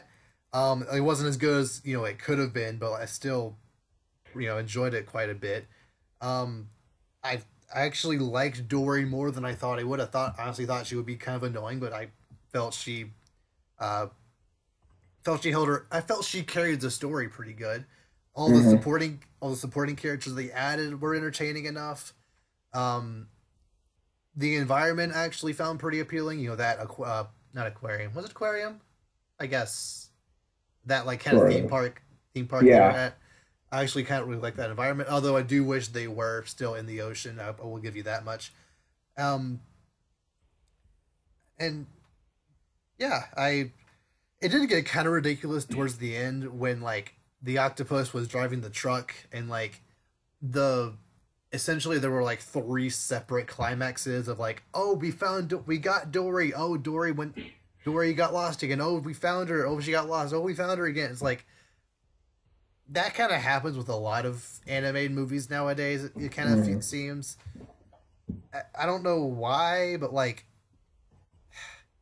it's just kind of seems like they're trying to force tension when like there's already enough of it, but whatever. So yeah, I don't really feel I have much more to add there. So I thought it was a pretty solid movie. So yeah, what's your number 10? Yeah. All right, my number 10, I have Toy Story. Okay. Yeah. Toy Story, it's kind of like you said, or like I do kind of see what you were saying earlier. Like it's the most overrated Pixar movie because it's Toy Story, so everyone's like, oh, it's great just because it started it all because it's Mm, the first in the trilogy. Because the other two Toy Stories are really good, and yeah. like that's all valid. But I mean, at the end of the day, Toy Story is good, but it's not excellent, Yeah. and that's the It's thing. yeah. Like it's like I like the story. I mean, it's not a bad story. I mean, you've got Buzz and Woody obviously don't start off as friends at all. They pretty Mm. much hate each other, and through this terrifying experience of going to the kid next door's house Oh who like mutates his toys, I yeah. guess, pretty much to their terrifying. Mm-hmm. Like they realize, hey, if we're gonna get out of this, with all our heads on the same body and all that stuff, Yeah. we're gonna have to put our differences aside and all that. And I like the scenes where like, Buzz is like legit thinks he's a space ranger, which I don't know. Mm. I always think those are hilarious because he's like he takes off his helmet and he just like Uh, pretends to be stuff like I always crack up when he does that because really it's just like that's mm. plastic. That's hilarious. But like, and it's a good movie. Things I don't like about it. Um, it's a little. No, I'm not gonna say what we're. Slow, maybe. Yeah, that's what I was thinking. Like, I didn't want to say boring, but like, kind of just it kind of has that Yeah. lull in there that Yeah. you're kind of just hanging out. Like, Mm. it's like it makes up for it in the end because the ending is really a solid ending. It's really cool because like I like the ending where it's like they got a puppy and they're just like, oh my God. And like, and the dog actually shows up later and like, Oh it's in yeah. the rest of the movies, which is great. Mm-hmm. But like if you're like, it's just funny because like their toys, it's like, oh no, we're gonna get chewed. Like, or like, it's like Sid or something. Because did Sid have a dog or Sit out a dog, yeah. right. So like they were like they already had an experience with a dog, so they were like, Mm-hmm. oh no, like Yeah, on top not of the fact that again. like this dog will like we don't like Woody already got over the fact that Buzz kind of replaced him. Now the dog will replace Right. all of them. Exactly, like now, and they can't, have this life-changing experience with the dog because the dog doesn't talk Hmm. because toys talk. But no, yeah, I think it's really good, and like, it's a classic, straight up. Like Yeah, it just is. Like, I mean, most of these are classics to be honest, yeah. but It's out of the and it's card got movies. yeah, it's just like, and that you got a friend in me, whatever that case, Yeah, that's yeah, over. So, yeah. Like so yeah. I'm fine with that essentially being like the Pixar theme song. Like I'm fine with Yeah. it. Oh, please. Oh, what else would it be? I mean, Yeah. honestly, I mean, you can make an argument. That's the Disney thing. Well, nah, When not You the Wish Upon a Disney. Star is a pretty solid theme Yeah, song. yeah, yeah. It's up there though. Yeah. But yeah, that's my number 10. That's Yeah. my first crack into the top 10. Okay. So on to number 9. My number 9 is Ratatouille. And honestly, the main reason this is so high on the list is because I love Patton Oswalt. He's legitimately one of my favorite comedians, one of my favorite actors, just one of my favorite personalities. I just love him in everything he's in. And his voice is just so unique and just inherently funny. I don't know. I just feel like just him being the rat in that movie just makes it that much better. It just And works. the only other thing I'm really going to add to it is just I love that joke where just randomly that one guy goes, "I killed a man with this thumb." That just cracks me up every time. And it's a really good joke. I remember that. I was just like, what? Yeah. Yeah, right. Yeah. All right, go ahead, go ahead. I already talked about it. You go ahead. Yeah. Yeah, I don't really know if I have much else to add on top of what you said, so um I think it's, pretty good. And honestly, if Patton Oswalt hadn't voiced the main character, it probably would have been like number 11 or 12, but like because I like him so much, it's up there. It boosts. Yeah, it gives you that extra boost just because it's who you love, and it is your list, so it's like Yeah. what I want, I get. Okay. All right. Yo. Okay. All right. Now we're starting to get into the serious stuff. All right. My number nine is Wally. Wally. Okay. And yeah. Hmm. And I gotta say, So it would be on higher. this, Okay. yeah, I know. I know we're starting to get there. It's like what's that low? What's that high? Like, it's starting to, but like, okay, for me, so like I see the trailers for Wally. I'm like, this looks kind of dumb. Hmm. Because like I just kind of like and I see it and I'm like, oh, this is really cool. Like I Yeah. like it's weird, and like I don't know, it's just like again a little bit like I know they tried to do a little bit of the cuteness with like Wally a little bit, which Hmm. again not how I really judge movies or anything. It's just kind of like But like, if fair, the movie's not all it is cuteness and like right? heartwarming stuff, that's not all Wally is. So I'm fine with it. Right. Yeah. No. Yeah. That's what I'm saying. Like, well, like it's not like there's so much more to it. It's not just like they just sprinkle that on just to really get the ones who love that to hang on tight. It's just like the movie is more in depth than that. It's a good story. I like the other like what was the other role? Eva, is it? Is it Eve. Eve. Yeah. Eve? Okay, it's just Eve. I don't know why I always say Eva, but yeah, Because Wally called her Eva. Eve. okay. Eve. I think.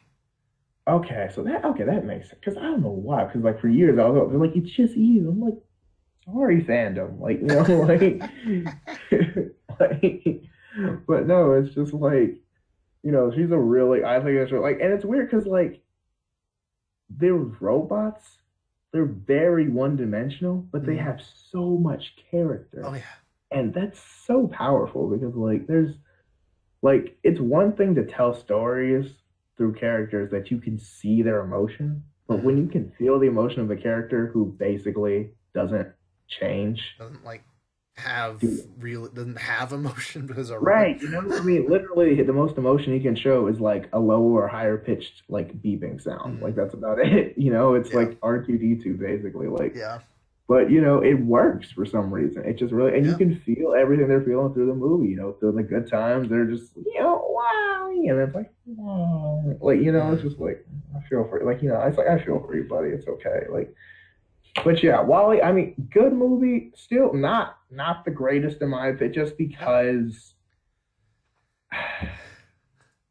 I'm trying to word my cons against it without them being like unjustifiable. Uh. But like for me, it just doesn't. It's not enough. Basically, it's not enough what Hmm. I'm looking for personally. And I mean, I that's understand. yeah, and that's totally like just me saying, hey, well, from what I personally like, it's not up there. But Hmm. for other people, it's like, hey, man, this is great, and I mean that's cool. But for me, gotta go with number nine. Okay, that's fair. So number 8, A Bug's Life, and Okay. legitimately the only reason this movie is so high is because if I'm not mistaken, I think A Bug's Life is the first movie I ever watched. Period. Whole life, like anything. Like at least like conscious life. I think. Really?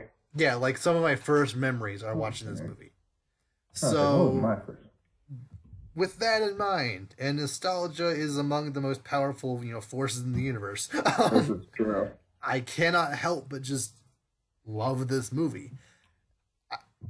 Like like you were saying before, I hate bugs. Just I don't like ants. I don't like grasshoppers. I don't like um, bees. Just anything Why did I insect forget? related. I do not like. So realistically speaking, I shouldn't really like this movie, and also the characters aren't exactly. They're kind of bland. Like most of them are just kind of bland. But there are that roly poly who I think is roly poly. No, the caterpillar. He's really funny.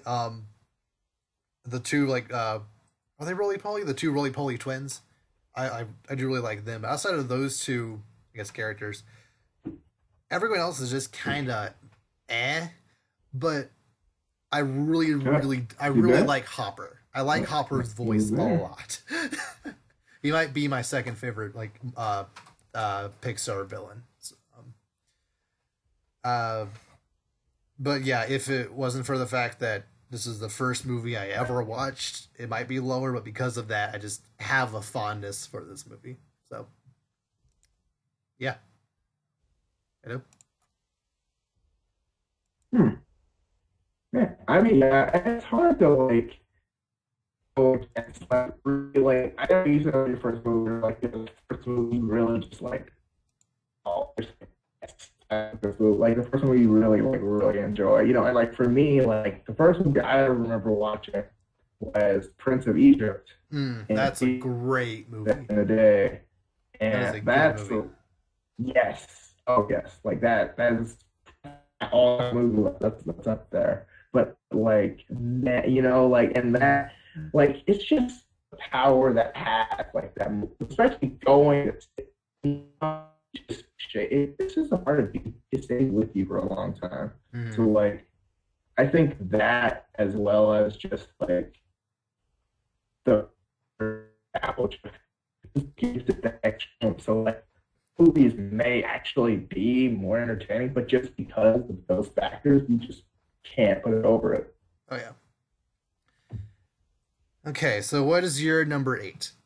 All right, so my number 8 is Toy Story 3. Okay. All right. So, the Toy Story, like this one, like I'm gonna go ahead and put it out there right now. That scene where they're all in the thing with the incinerator, your boy cried. Like it was Really? rough. It was rough, man. Like I didn't think I like because everyone had told me going in, dude, you're gonna cry. Dude, I was like, Toy Story. I'm not gonna cry. I'm a grown man, Like I'm not gonna But we cry. were in like 7th grade at the time, though. We weren't grown. I mean, okay, but you have that mentality though. You're like, I'm a big, like like I'm a big boy now. Yeah, I mean, wait, was it really? Wait, how old is Toy Story 3 now? 2011. Is it really that old? Yeah, we were like 7th or 8th Really? grade. Are you sick? Yo, 2010. 10? Oh, Yes. okay. It feels so much later than that. Like I feel like that's like a 2013. I feel like that was like a high school thing, but no, that's like 2010. That's like 6th grade, 7th grade. Yeah, dude. Oh, gosh, but yeah, okay, but yeah, I remember going. I'm like, I'm not gonna cry. There's no way. Like I'm not gonna cry. And your boy had the waterworks, man. It was. I didn't cry, but I got like it was pretty emotional, man. I got emotional because I was like, dude, that's how. Like I was like, the movie can't end that way, can it? But I'm like, well, they are just toys. And like Toy Story has a history of like getting to me because like as I'll talk about later on the list, like certain scenes in Toy Story movies, you feel that, man. Oh yeah. Like it's like, oh, dude, like, it makes you want to go home and like find your most like not loved toy you haven't played with in years and just be like, I still care. Like like it's crazy. And like I like Toy Story 3 because like the gang's all back together, but then it's Andy ages up. I think that was a good. I like how they didn't just kind of put it right after. They actually like it's been this long since we had a Toy Story movie, so let's make it this long since Andy's actually been a kid. Andy's going to college. He's us. So and like obviously, like any college person, you're not going to bring a kid, toys with you because you're not a freak. But I mean, well, okay, well, not all your toys, not all of your toys. Yeah, well, like I don't have any. Do you have any like toys? No, no, not really. I have a Game Boy Advance. But that's not really a toy. It's more just. That's a Game Boy. Come on. Hey man, that's a Game classic. the classics, man. Yeah. The classics. Yeah, like But I wouldn't put it past him to bring at least, Buzz and Woody, but like not all of his toys. I don't know if he could fit them in a college dorm. I'm not saying, that would be awkward, especially these freshman dorms. But Yeah. no, like, but anyway, no, it's like, it's really, I like how they go to that daycare, and it's like the way it's set up with, was it Lotso as the bad guy? Yeah. I kind of liked him as a villain. I was not expecting him to be like, I was like, he's probably not going to be like, yeah, and like he has the other toys, like, in this like inner, like, dark, like, it was just like this gang or whatever, and he was a monkey sees all, like, that was terrifying. I hate those monkeys. I was just like, this is real, man. I was kind of worried, like, but then, the toys were like, all right, hey guys, we like, I love how the toys are just like, we've done this before. Mm-hmm. Let's do this. And they just do. Yeah. And it's like, and they like, they go through this, they do this whole process, they get out, like all the stuff. And, it's them being that. Like, the one thing I don't like is I was not a fan of, was it Spanish Buzz Lightyear? Yeah, I was about to say that. I don't understand why that was a thing. It shouldn't have existed. Also, I know this is really picky, but I don't get the whole, like, Jesse and Buzz, like... Me neither. It made no sense. Because, like, especially after Toy Story 2, I was like, dude, that's, like... I mean, wouldn't it be Woody? Because, like, especially with, like... I know, like... They're going against expectations with that, but, like, when what they're doing doesn't make sense, They didn't make it... They could have made it work, but I don't feel they did, so... That's what I'm saying. Like, there was no, like... Oh man, they look good. They work good together. Like, it was just kind of thrown. It happened. Like, yeah. It's like, okay. You're kind of like, you're not mad. You're just kind of like, okay, just that's what's happening. Yeah, I'm also not like a huge fan of just how serious it got when they were enacting their plan. Like, I feel like, like it got just a bit too serious. But I mean, they were in a sticky situation, and it's maybe a situation that like required something like that. So I get it, but still, it just, I don't know. It felt like it just kind of came out of nowhere. Like, we're busting out of here tonight. Like, that just wasn't really. Just the way they handled it wasn't really stuff they had done in previous Toy Story movies. So it just kind of right. I don't know. It just felt a bit off to me. But like outside of that and Spanish Buzz, nothing. Like, it was a pretty good movie outside of that. Yeah, it was a solid movie. Like, I like it a lot. I think some people it depends on who you ask, because I've heard some people say they don't like it as much. Some people are like, oh, I love it so much, So like, for me, it's a good mix. It's the second best Toy Story movie. It's a good movie. I like it. Yeah, and I feel like it's the perfect culmination of everything we had gone through so far. Right. You cap off a trilogy. I don't know why they're making a fourth one. That just makes no sense to me. Yeah, I feel like it's over, because like essentially they start back at the beginning, because now they have a new owner who's how Andy was when he was a kid. Yeah, it's like, what are you gonna do? And you already have like 10 different Toy Story shorts out there, and like 2 30-minute length movies, or like TV specials. Yeah. So I don't know why you need to make a fourth one. Like, you already have done all the anthology stuff. Like, there's no need for a new one. I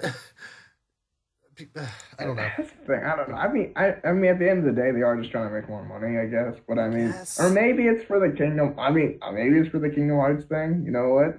I'm not. I know that's just shameless plug, but I mean. Yeah, and also there is that. There's going to be a Toy Story land at a Disneyland. So I guess.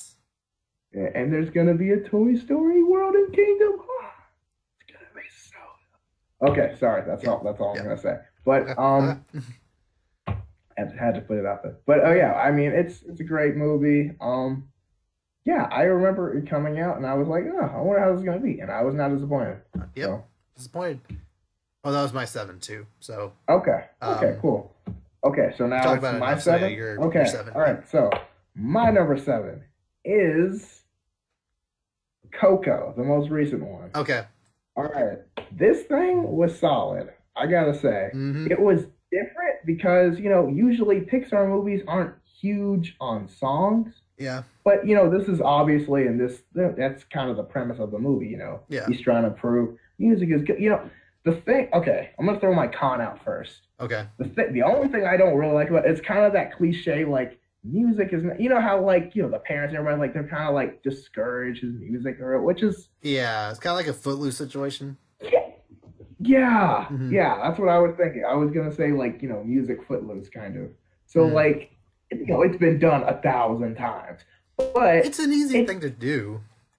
and that's what I'm saying and like and they do it differently because I mean this whole those dance and they work us like all that stuff Yeah. like totally changes everything. So it's not like oh I've seen this movie before by any means, but the visuals and the colors of this movie were Oh yeah.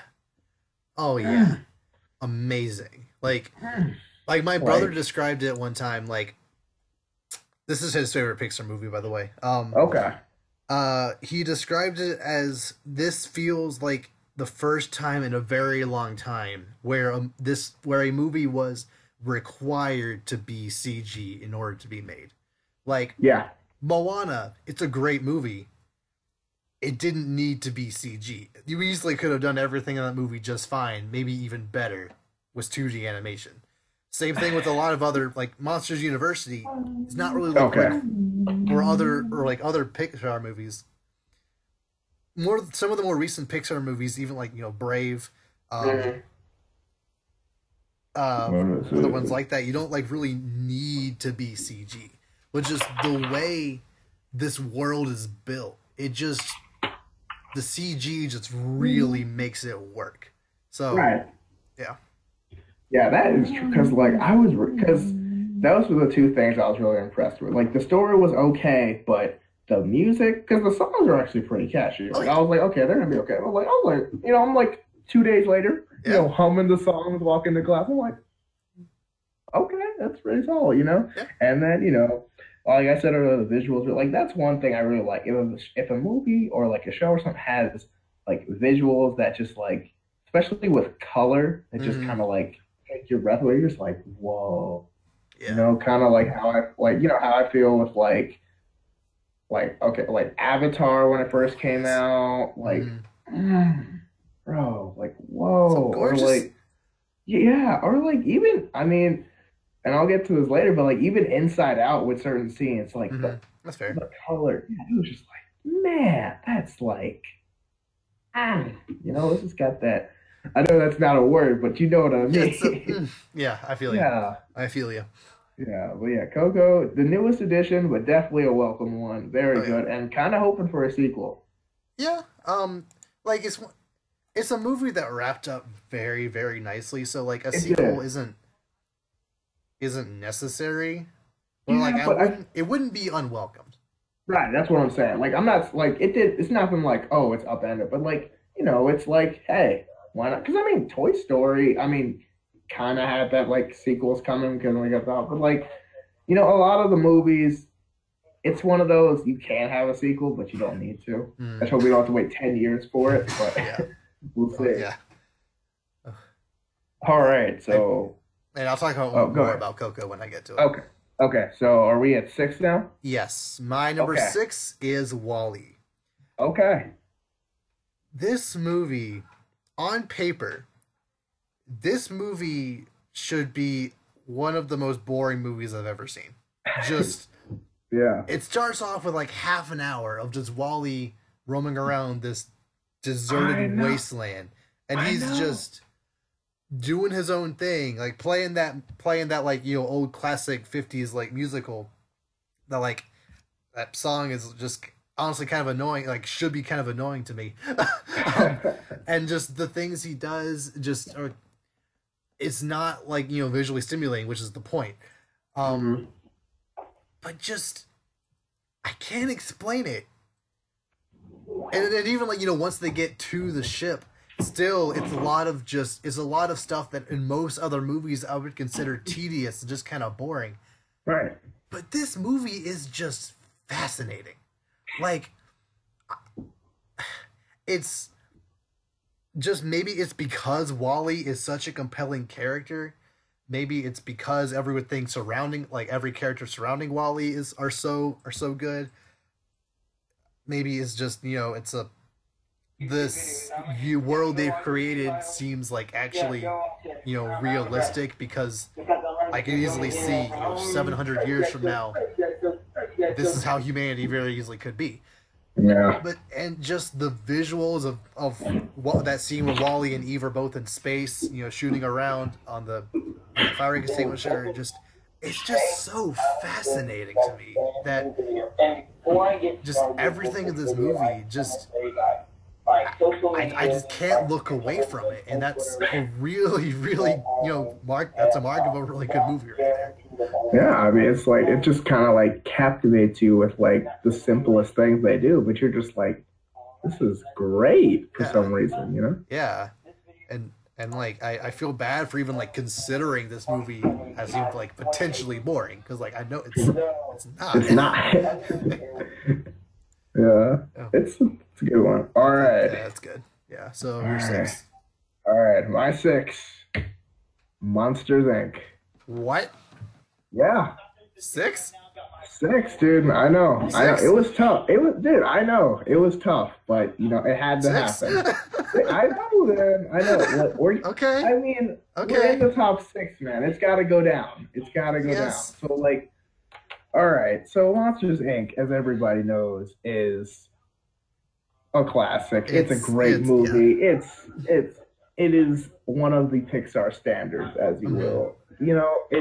You've got these characters you like. You like the bond that Mike and Sully have. They don't always get along, but I mean, you love it. You know how they work. And then you've got Randall, who's an intriguing villain for me. I don't know. I always thought Randall was kind of cool because he's almost like he's like more of a rival than a villain, because he's also good at what he does. He's kind of just like, I do my thing, but I do it my way. It's just different. And I like the world they live in. The whole "we scare because we care" thing. It's something you wouldn't consider, because I mean the premise of the movie is we're the monsters that live in your closet.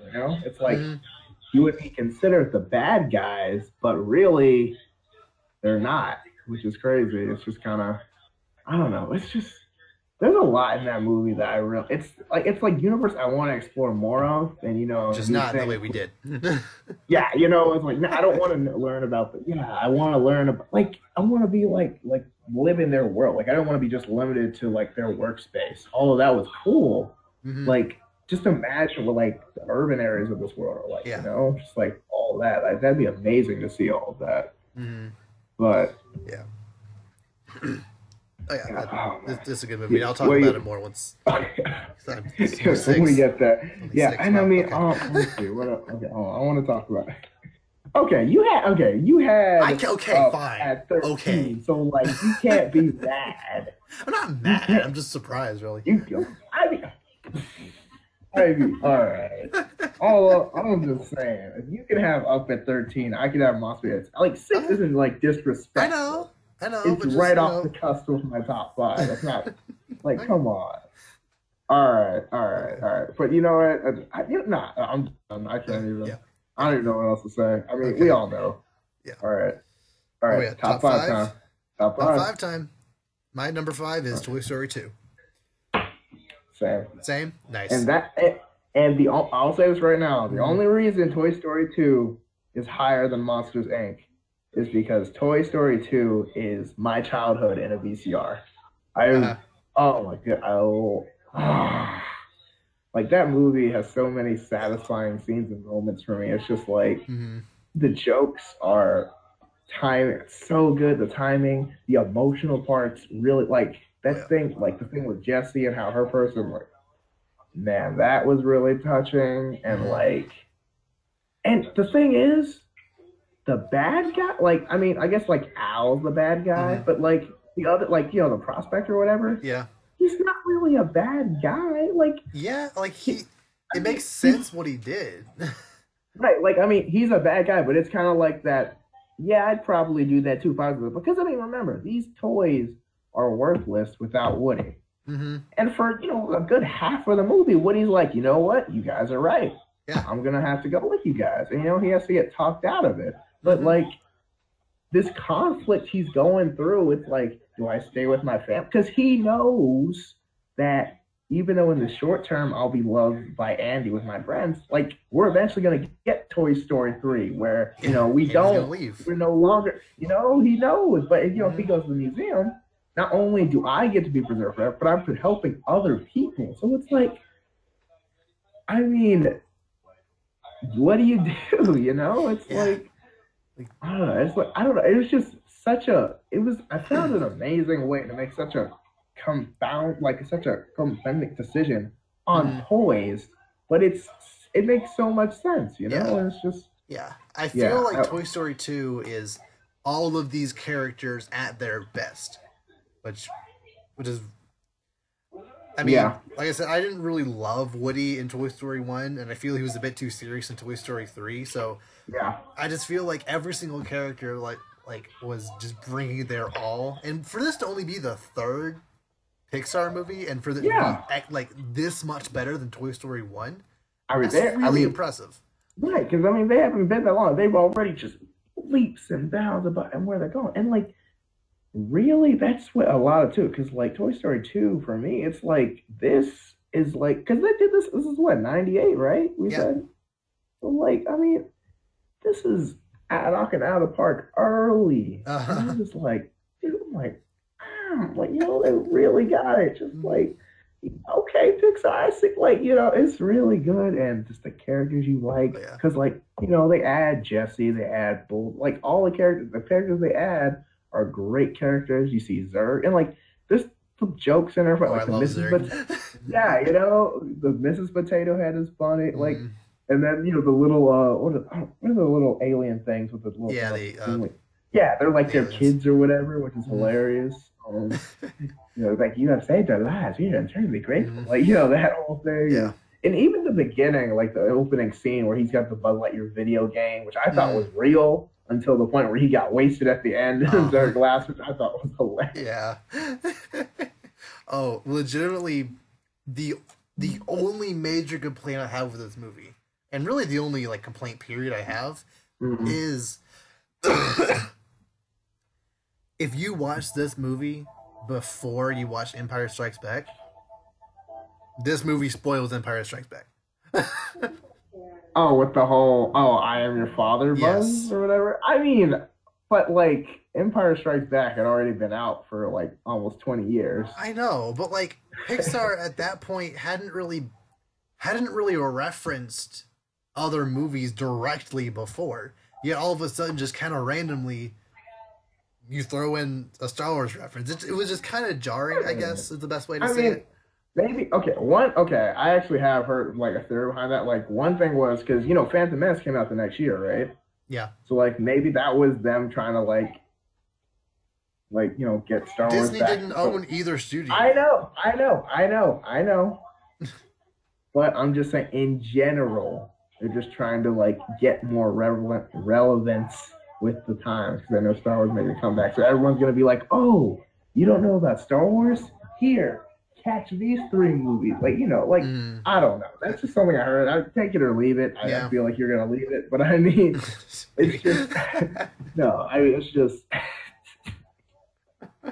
I don't know, but like I don't. But yeah, this movie, it's such a good movie. I like the every part. Like, I love all the like the new toys they add, and like some of the old toys made Yeah. appearances, and like it's done well. And like you see, like, this is the first time in Toy Story you really see kind of like what happens to the older toys, because they have the yard sale, and the Mm, squeaky penguin toy almost gets sold before yeah. Woody has to save him, which accidentally starts the whole plot. But I mean, still, it's like that's Mm, amazing. It's kind of yeah. like toys have to fight against father time, just like people. Like, Mm, so it's crazy. Like, but yeah. it's the world we live in. Yeah. It's a really, All right. All it's a right. really, really good movie. That's a good movie. All um. right. So we're at number 4 now. Okay. Number four. My number 4 is Coco. Now, this is one of those situations, like we were saying earlier, where like my brother was just telling me endlessly to watch this movie.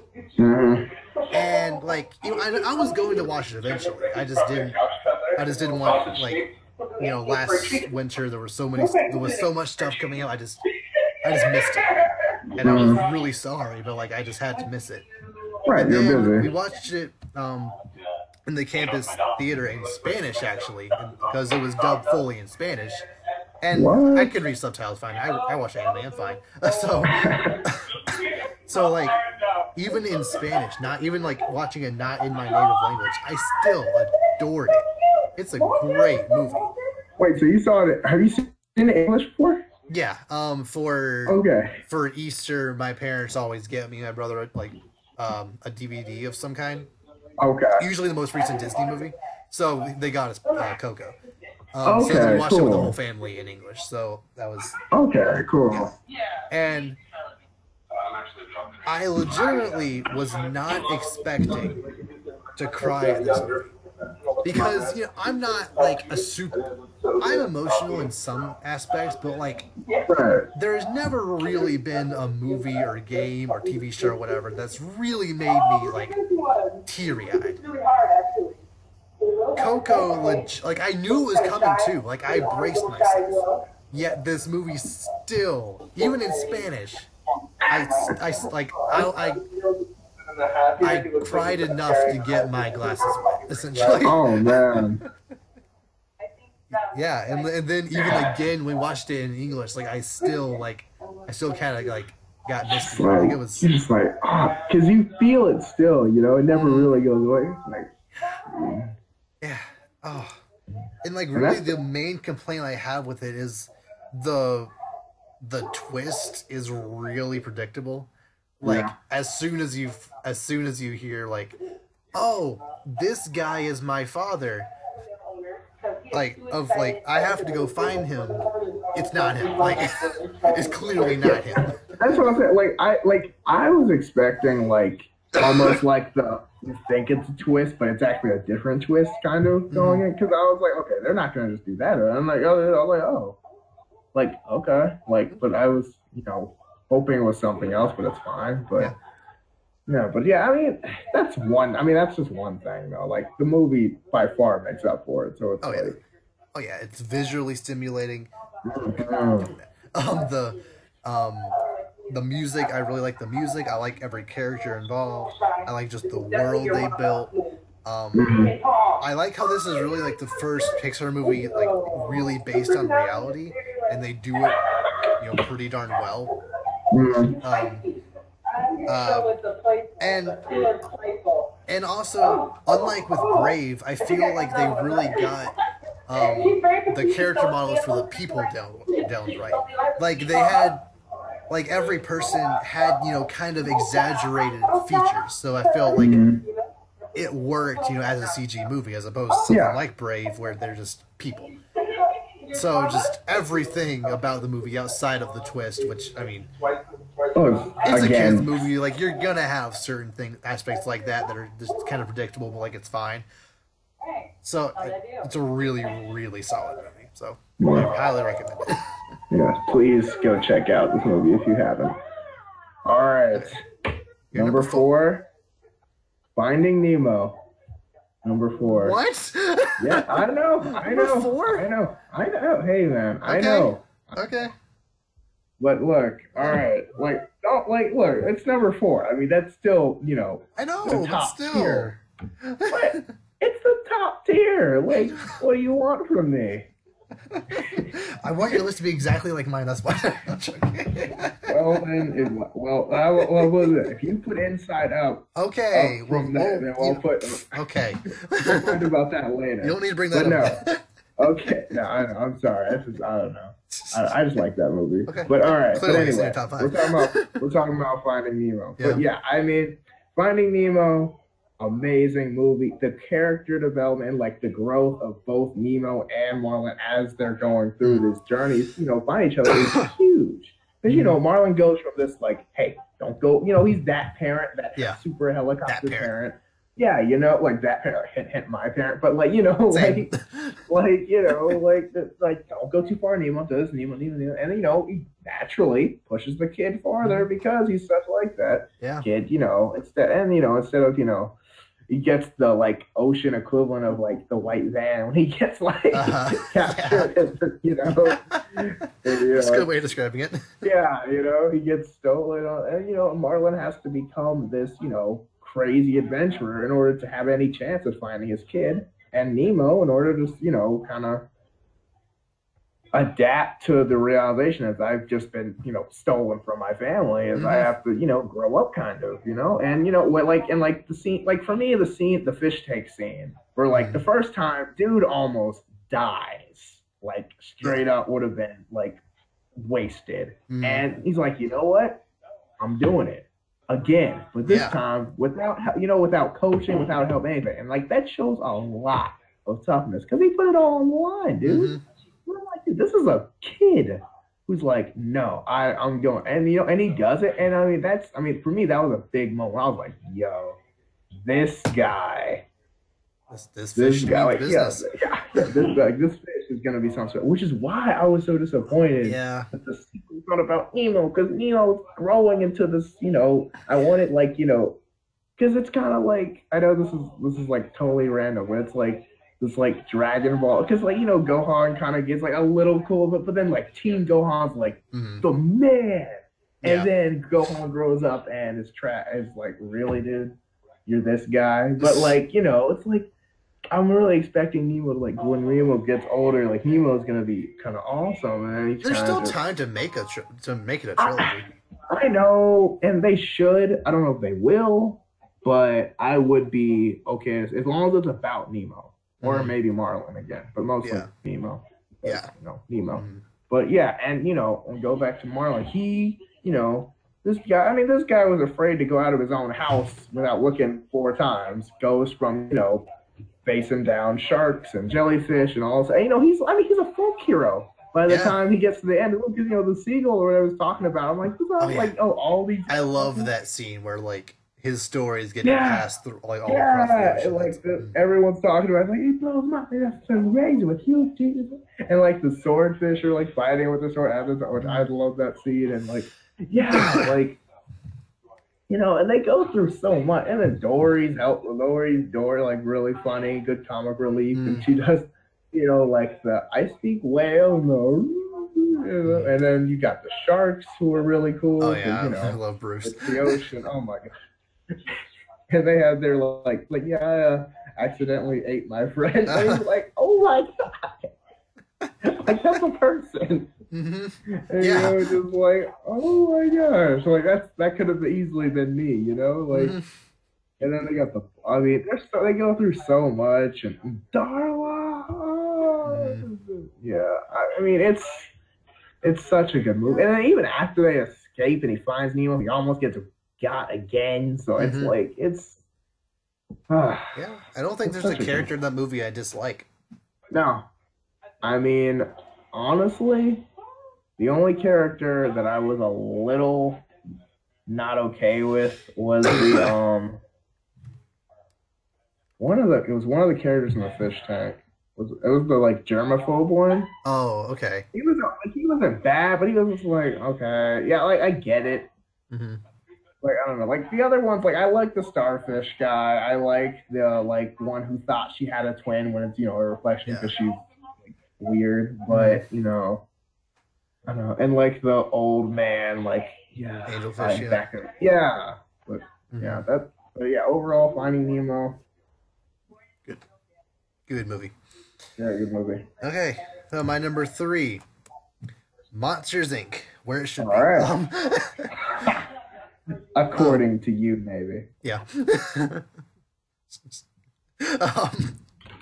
So, you pretty much touched on pretty much everything about this movie. I also, one of the main points I want to bring up is that I really like the design for Mr. Waternoose. I feel it's a really good design for this world where they're all monsters. Like going in, like these are all monsters. So there's no reason to single out this guy as he's going to be the villain. even though he kind of looks creepy, you know everyone's monster, so it makes sense to have him look kind of creepy. Yet he still has a very, very cool, unique design for the villain of this movie. So I just feel like it works really well on both fronts. And him actually being the villain, it kind of comes out of nowhere, but it still kind of feels justified because his company's going out of business. Like the world doesn't really need them as much as they used to anymore. Right. So it makes sense for him to want to go for extreme measures. The clean cut thing looks like that someone can I can't really think of much really to complain about this movie outside of the sequel we got. I'm gonna say 21.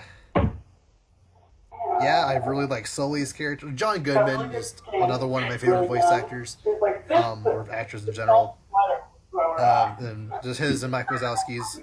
Mike Wazowski could honestly get a little annoying every now and again, but not overly so. He's the comic relief character. It's his job, I guess. So, he's got to be. Yeah, and I felt the climax. That climax was another one of those situations where you couldn't really do this using just 2D animation. Just the way, that roller coaster ride of the doors. That's something you have to show in 3D. So, CG. So, yeah, I feel it's a really, really good movie. Yeah. Monsters Inc. Man, that's a classic. One more thing. This movie also has a special place in my heart because every single time I would go over to this one friend's house, every single time we would watch this movie together, and it just just kind of brought us closer together. That movie, we would quote it all the time, and just so nostalgia is very powerful. How you bond? Yeah, I'm telling you, nostalgia is it's something. Oh, yeah. All right, number 3. All right, my number 3 is Up, where it should be. Okay, fair enough. All right. So I'm gonna start off with the opening sequence. Yeah. Which is, man. Yeah. It pretty much personifies roller coaster of emotion, kind of, because with no dialogue. Right. It's so powerful, and not a word has been said, but you feel everything. Oh yeah. You're just when they're first getting married, and they're gonna you feel so happy, and then when she gets the miscarriage, it's oh, dude. But then, you're happy again when things start getting better and all this stuff. And then, you're whining, and they're running on the beach. And then, then she starts getting slower. Yeah. And then she starts walking. And then she did. Oh, dude, that was good. I remember. Oh, it's good. My goodness. It's so good, dude. You could almost have a movie just like that almost. Yeah. I don't know, but all right. But anyway, going with the actual movie, I mean, the thing I like about the movie is, I know how you talked about how the villain isn't that good of a villain, which I agree. But for me, the villain isn't really the adventurer guy. For me, the villain's kind of just getting there. Oh, I can see it. Yeah. Yeah, that's the thing. I think that's the perspective that we have a different mindset on the movie, because the thing is it's more they don't meet the guy till more than halfway through the movie. So it's not as much oh, you're the one we've been facing. It's more you're the last obstacle to getting where we were trying to get this whole time. Yeah. So after going through your house exploding with the storm, and after go through all this trace, all this stuff, got the snipe or whatever. Kevin. Yeah. I thought Kevin was funny. I really did. And it's just literally once they get there, and at the end where the house just magically floats exactly in the right spot, it's so satisfying. I don't know why, but that is the most satisfied I've ever felt at the end of a movie. It's just yes, when he's talking to Ellie, the picture frame, I'm doing this for you, Ellie. We made Ellie. That's so, because only because of this opening sequence that still, an hour and something into the movie, you still feel that because, like, that was her dream first.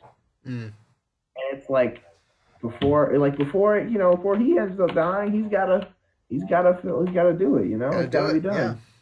Yeah. It's like his last will towards her. And what's his name? Oh my gosh, what is the kid's name? How do I? I've been trying to think of it this entire time. I know. All right, I'm looking it up. I know he's Mr. Frederickson. Russell. Russell. Okay. God. Russell and Carl. Okay.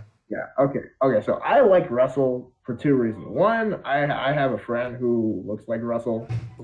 Especially like when this came out, because I used to be a Boy Scout back in the day, and when this came out, everybody called him Russell for like 3 years, and he hated it. It was so funny. Nice. Because he had the hair, everything. Like, he had the look. I was like, why did that?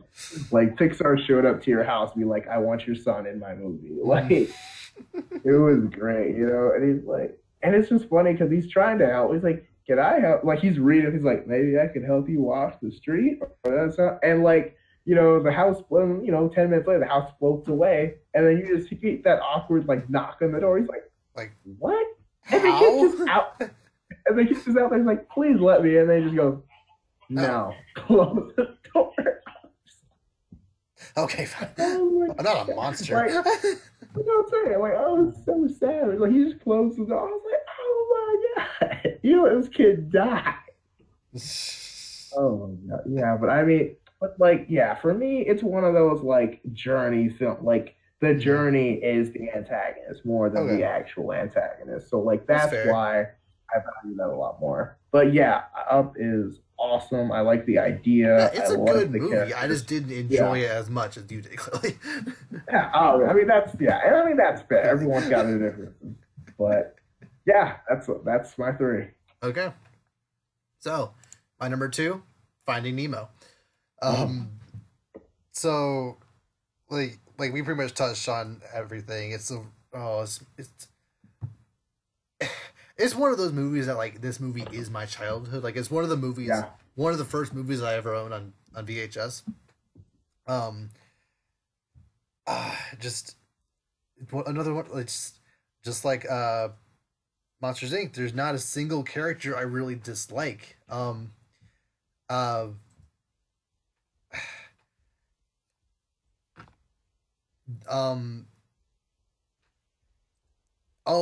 It's maybe, like, one of the only movies that has ever, like, especially CG movies, that's really done water physics correctly. Because, when most movies are done primarily underwater, they just don't really look right. There's something about it just doesn't really, like, either doesn't look realistic or just doesn't feel right. Just, I could really believe, like, everything that was happening underwater, and, like, just the way, like, certain, like, bubbles happen, just the way they moved, it just looked really natural, and I really appreciated that. Honestly, I don't really know what else I could say about it. It's really, really, really good movie.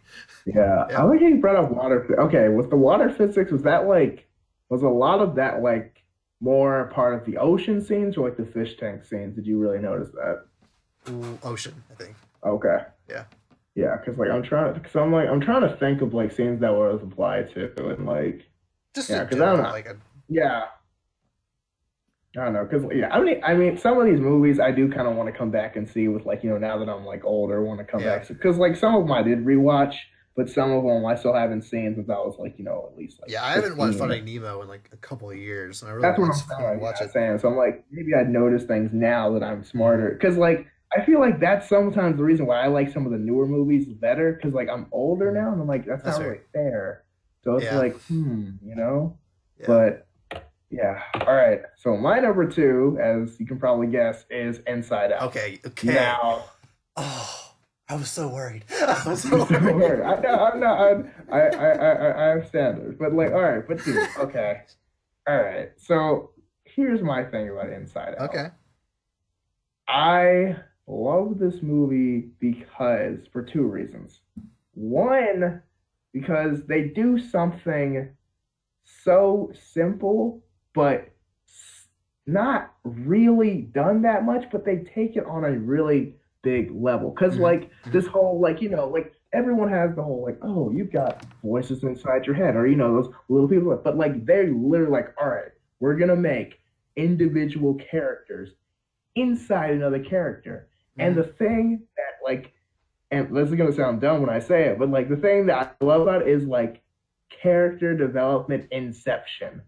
So, like, as the characters on the inside grows, automatically Riley grows as a person, which is, for me, is so satisfying and in such a weird way, Because, like, as, like, Joy understands that you have to have sadness along with the other emotions to have a full person of Riley. Riley understands that in life, you have to take the good with the bad in order to really enjoy it. And, like, maybe that's just me thinking too much into it. I mean, like, but for me, that was.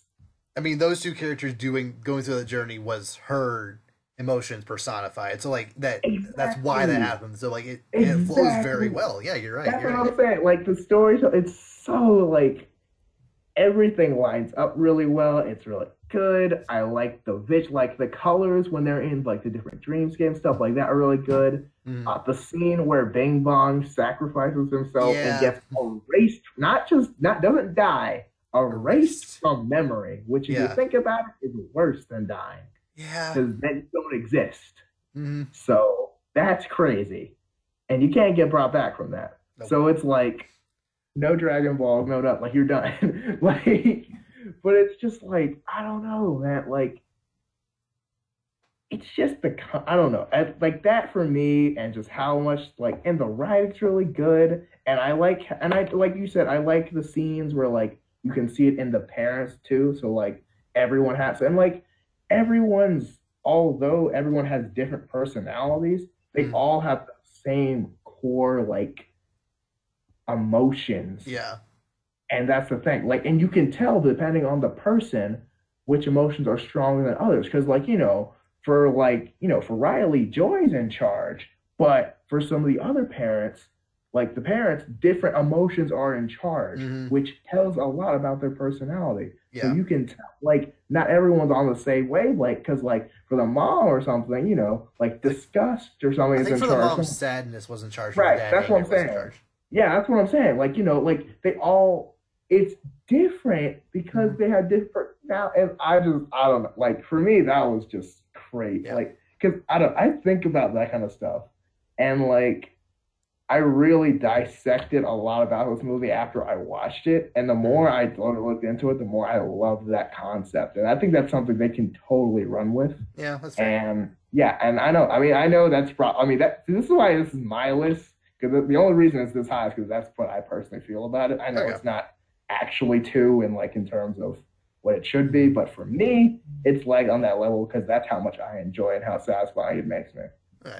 I mean, yeah, for the record, my list was, like, mostly driven by nostalgia. So yeah, like, everyone's got different things going on.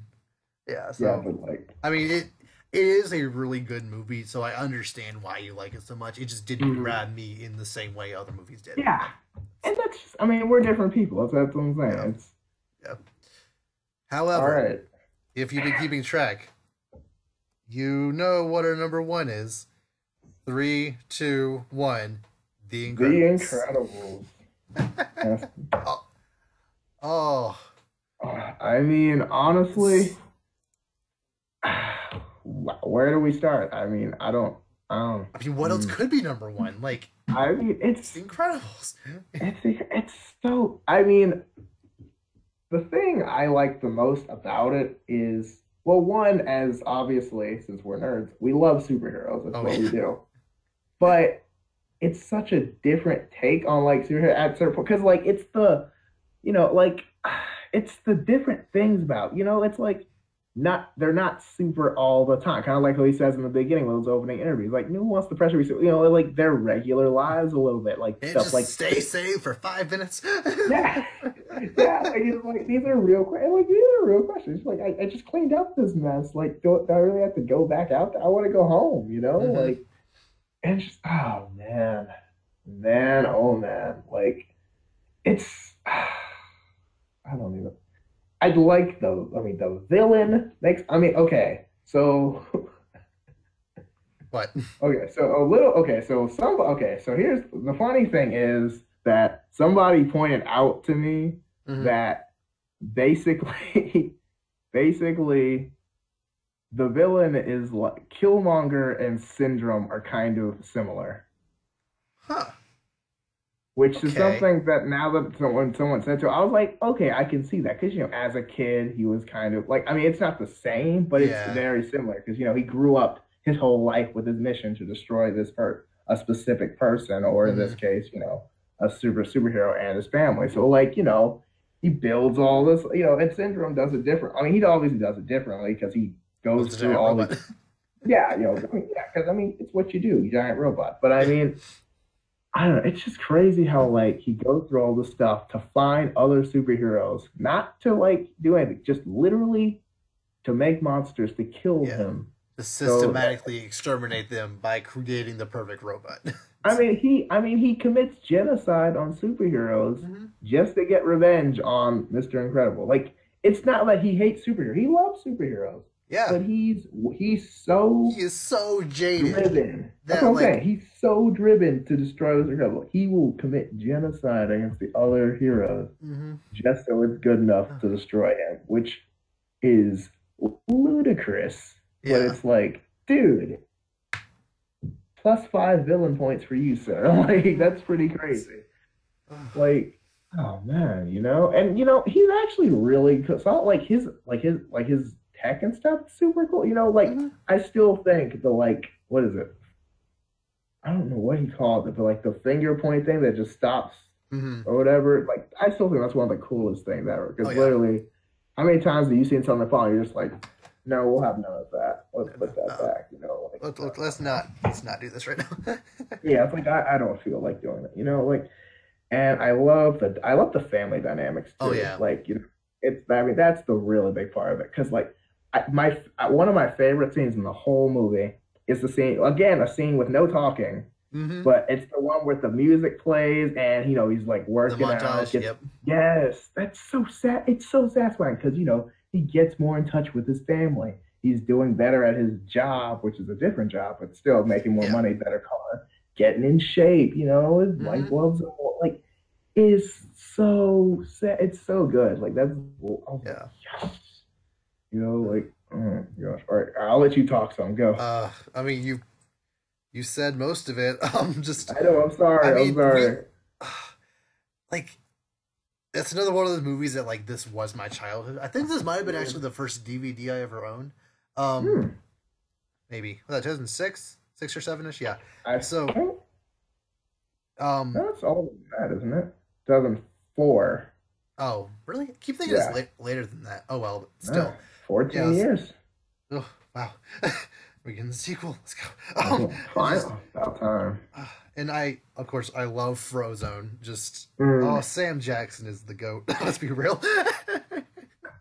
It is so satisfying when he's in that I wanted to go bowling. because literally, because like that would be me in that situation. Yeah. Like, what he's like, what if we just do what our wives think we're doing? Like, that's just like setting him. Like, that's literally like what I would be doing right Yeah. there. Like, Like, but oh. and and I remember specifically when I was a child, because when you're a kid, you like things, you like to see things blow up, you like to see mhm. mayhem happen because you're a little brat. I remember like being not like dissatisfied, but like I, f- I always felt like why did the movie end like that? Why didn't Mr. Incredible just have like a really big super punch and finish off the robot? And Mhm. now when I'm older, I'm like that wouldn't work. Like that's not the Yeah. point. That's not the point. The point is the family Like, works together to bring down this thing by Syndrome made this robot to destroy Mr. Incredible, but it ended up destroying itself. So like that just right. it worked thematically. And another thing I love about this movie is that with most Pixar movies, like it kind of feels like there's, the movie, like, clearly the movies are made for everybody, but like especially the Cars movies, even like Finding Dory to an extent, Monsters U, like most, like a lot of the Pixar movies, they're made for everyone, but like they still have a lot of aspects that are kind of more so tailored to kids. Mr. Incredibles, it treats you like you're a person no matter what age you are. Like if you're a kid, you can enjoy the action, you can enjoy the comedy, you can just enjoy the family dynamic, you can identify with Dash and Violet. If you're a teenager, you can maybe start to understand some things, but still, you like the action and comedy. But when you start getting older, you really start understanding the underlying themes. You really start to understand, oh crap, Elastigirl thought he was having an affair, and like, oh crap, Syndrome killed a lot of people. Yeah, like stuff you don't think about the first time. You, like when you're a kid, you're like, oh man, and then you're like, oh dude, this guy. Oh no! Terrible. Yeah, like they went through, because I mean, and the thing is, like a lot of those people, like you saw, like at their wedding or like in those like clips and stuff, like you're just like, oh no, like it's bad, man. But yeah, and I just really appreciate that about this movie, that like at every stage of my life, I've adored this movie more and more as I watch it. Whereas with some other Pixar movies, like, like I adore A Bug's Life, but I don't love it as much as I do now because it's not. I don't like it in the same way I did before. Same thing with like Finding Dory. I'm sure if I watched that movie when I was a kid, I would like it, but there are certain things that are a little bit more dumbed down for the kids. Like like a couple of like serious issues are just kind of brushed off as jokes just for the kids. So whereas in Incredibles, like they just go all in on this. They don't care who's watching it. They just made a movie, and I appreciate that so much. Right, and they're confident in the fact that they know there's something in it for everyone, so they don't have to just be like, all right, guys, we got to bring it back for the kids. Like, they're like, no, the kids enjoyed this part, let the adults enjoy this part, and everybody can enjoy the ending. Like, it's like, it's well-rounded and built for everybody, and that's why it's so successful. Oh, yeah. Like, I'm not going to be mad if someone says that Incredibles isn't their favorite Pixar movie. Like, if you're not really into superheroes, then I could understand you not loving this movie. But like, if it's not in your top 5, there's a problem. That's all. Oh man, yeah. I mean, I think some of these, after rewatching some movies, I might have to rearrange, because like some of these I kind of went off of like, oh, I saw this the other day, to get ready. And some of these I haven't seen since I was, at least in like high school. So like, it's been a while. So I think I'll have to reassess a little bit, but I don't think too much is going to change. Yeah. I don't know. My list easily could change tomorrow. Like, I'm sure Inside Out could easily be like number 8 tomorrow, just after watching it. I don't know. I mean, it's just, a lot of it is just how you're wired and how you perceive things. So it's like, for some people, it's just like, oh, this is amazing, this is great. And some people are like, no, this is good. This, everyone finds something different. Like, the fact that Coco just smashed through all that nostalgia to get to number 4 is really impressive. And, like, I like, the top 3 was super easy.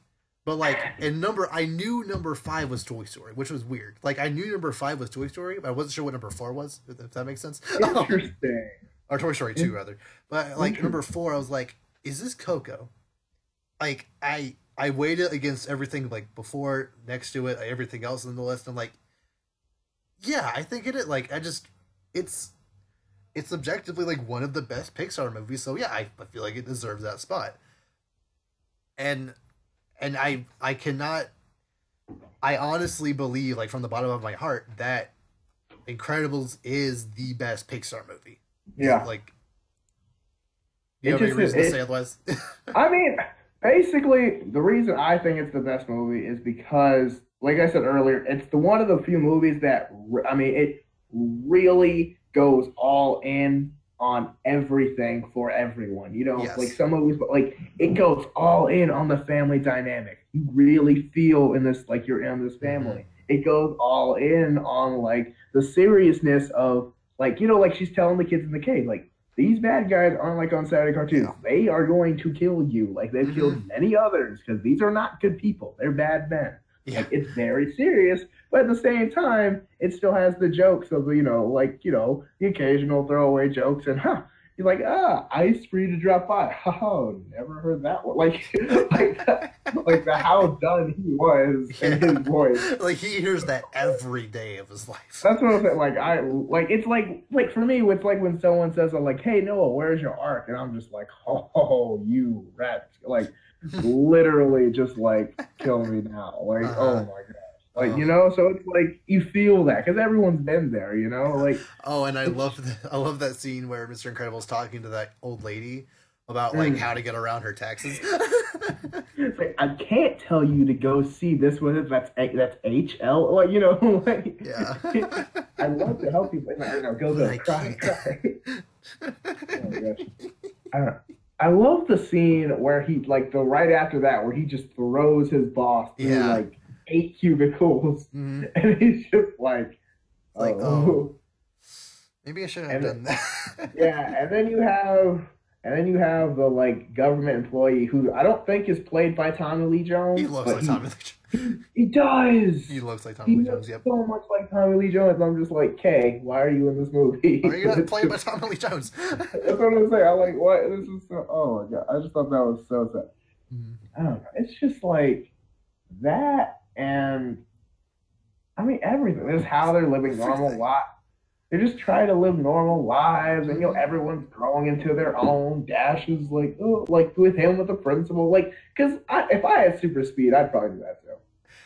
Yeah, I'd pull all the pranks. Like, oh yeah, like you know, I'd be that kid. You're like, you can't prove it was me because I mean, dude, you mean you're not fat. And I love the principal's like, or the teacher's like. He moved. He did it. Like, how did he do it? I don't know how he did it, but I know he did it. Coincidence? I think not. and the principal's like, burn. He's like, don't you burn it. Like, he was so done. But like, don't you give me that crap. He was trying to fight him. Like, Dash just kind of twitched, and he's like, he moved. He did it. And like, it's so funny, because he's like, he's like the guy looking at the conspiracy. He's like, no, I'm not crazy. Look at this. And everyone's just kind of like, ooh, it looks bad. Yeah. Oh man, it's so funny, dude. Like, it's such a good movie. The scene where, oh my gosh, the scene where, Mr. Incredible's just done with the car. It just, and the little kid just pops his car. Yeah. And it's funny because he comes back later. Like, what are you looking at? What are you waiting for? I don't know. Something amazing, I guess. And at the end, where everything blows up, it's just like, what's up? Because, like, you forgot about him at this point. I was just like, yes. Comedy goes in threes. That was so well. Because I legit forgot he was in the whole movie. I mean, he was all of us at that point. Like, yeah. I mean, Syndrome just got sliced in half, blown up, crashed. He's dead. He's very dead. I mean, because literally, if he did, I mean, he got sliced up 1,000 times. He somehow survived that. The plane then exploded and then fell like 1,000 feet. So that's what I'm saying. So even if he survived that and the explosion, he still fell to his death. So like, he dead. He's very much so gone, but yeah, man. I mean, everything about this movie is a hit. It is amazing. I'm ready for the sequel. I am. Oh yes. Like I'm kind of going into it with the same mindset I did with Finding Dory. Like I'm not in any realm expecting it to be better.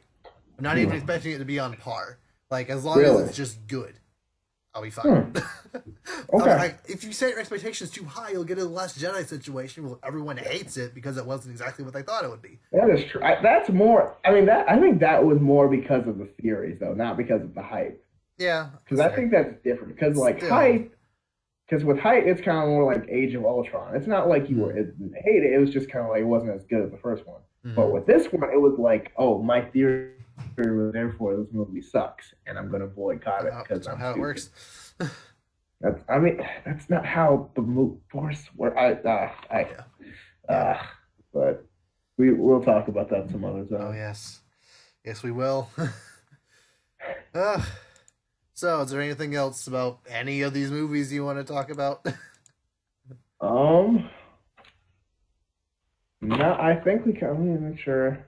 You want to go through the list? Nah, you want to go through them each one more time just to sure. Yeah, sure. All right. All right. Here. Okay. So I have Cars 2, Brave, The Good Dinosaur, Monsters U, Cars 3, Finding Dory, the first Cars movie, Bugs Life, Ratatouille, Toy Story, WALL-E, Toy Story 3, Coco, Monsters Inc., Toy Story 2, Finding Nemo, Up, Inside Out, and The Incredibles. Okay. And I have Cars 2, The Good Dinosaur, Cars 3, Brave, Monsters U, Cars, Up, Toy Story, Inside Out, Finding Dory, Ratatouille, Bugs Life, Toy Story 3, WALL-E, Toy Story 2, Coco, Monsters Inc., Finding Nemo, Incredibles. All right. Oh, I didn't think there would be that many Pixar movies when we started this. There's quite a bit. Like they have, like there I was know a they've been doing it for 20 some years, but like that's a lot of movies. There was like a hiatus where they did kind of chill out because like I think between like 2000, between like 98 and like 01, I think they didn't do anything. Yeah, like 98 between 01, then like there wasn't one in 25. No. 14? No. Yeah, 14 they didn't have one. Okay, then they had 2 and 7. No, they had 2 and 17 and 2 and 15. Wow. Yeah, they've been busy lately, so I think they're trying to get back on track because Toy Story 4 is supposed to come out next year. Whoa. I mean, I don't really care. It might work out. Who knows? It might, but like I'm just not inherently hyped for it because I felt Toy Story 3 ended on a good note. So I don't know why there needs to be a fourth one. Because money. But, money, yeah, good point. Yeah. Disney does like their money. They did, not that they need it or anything with all these movies. But, all right. But, moral of the story, we have 15 days before Infinity War.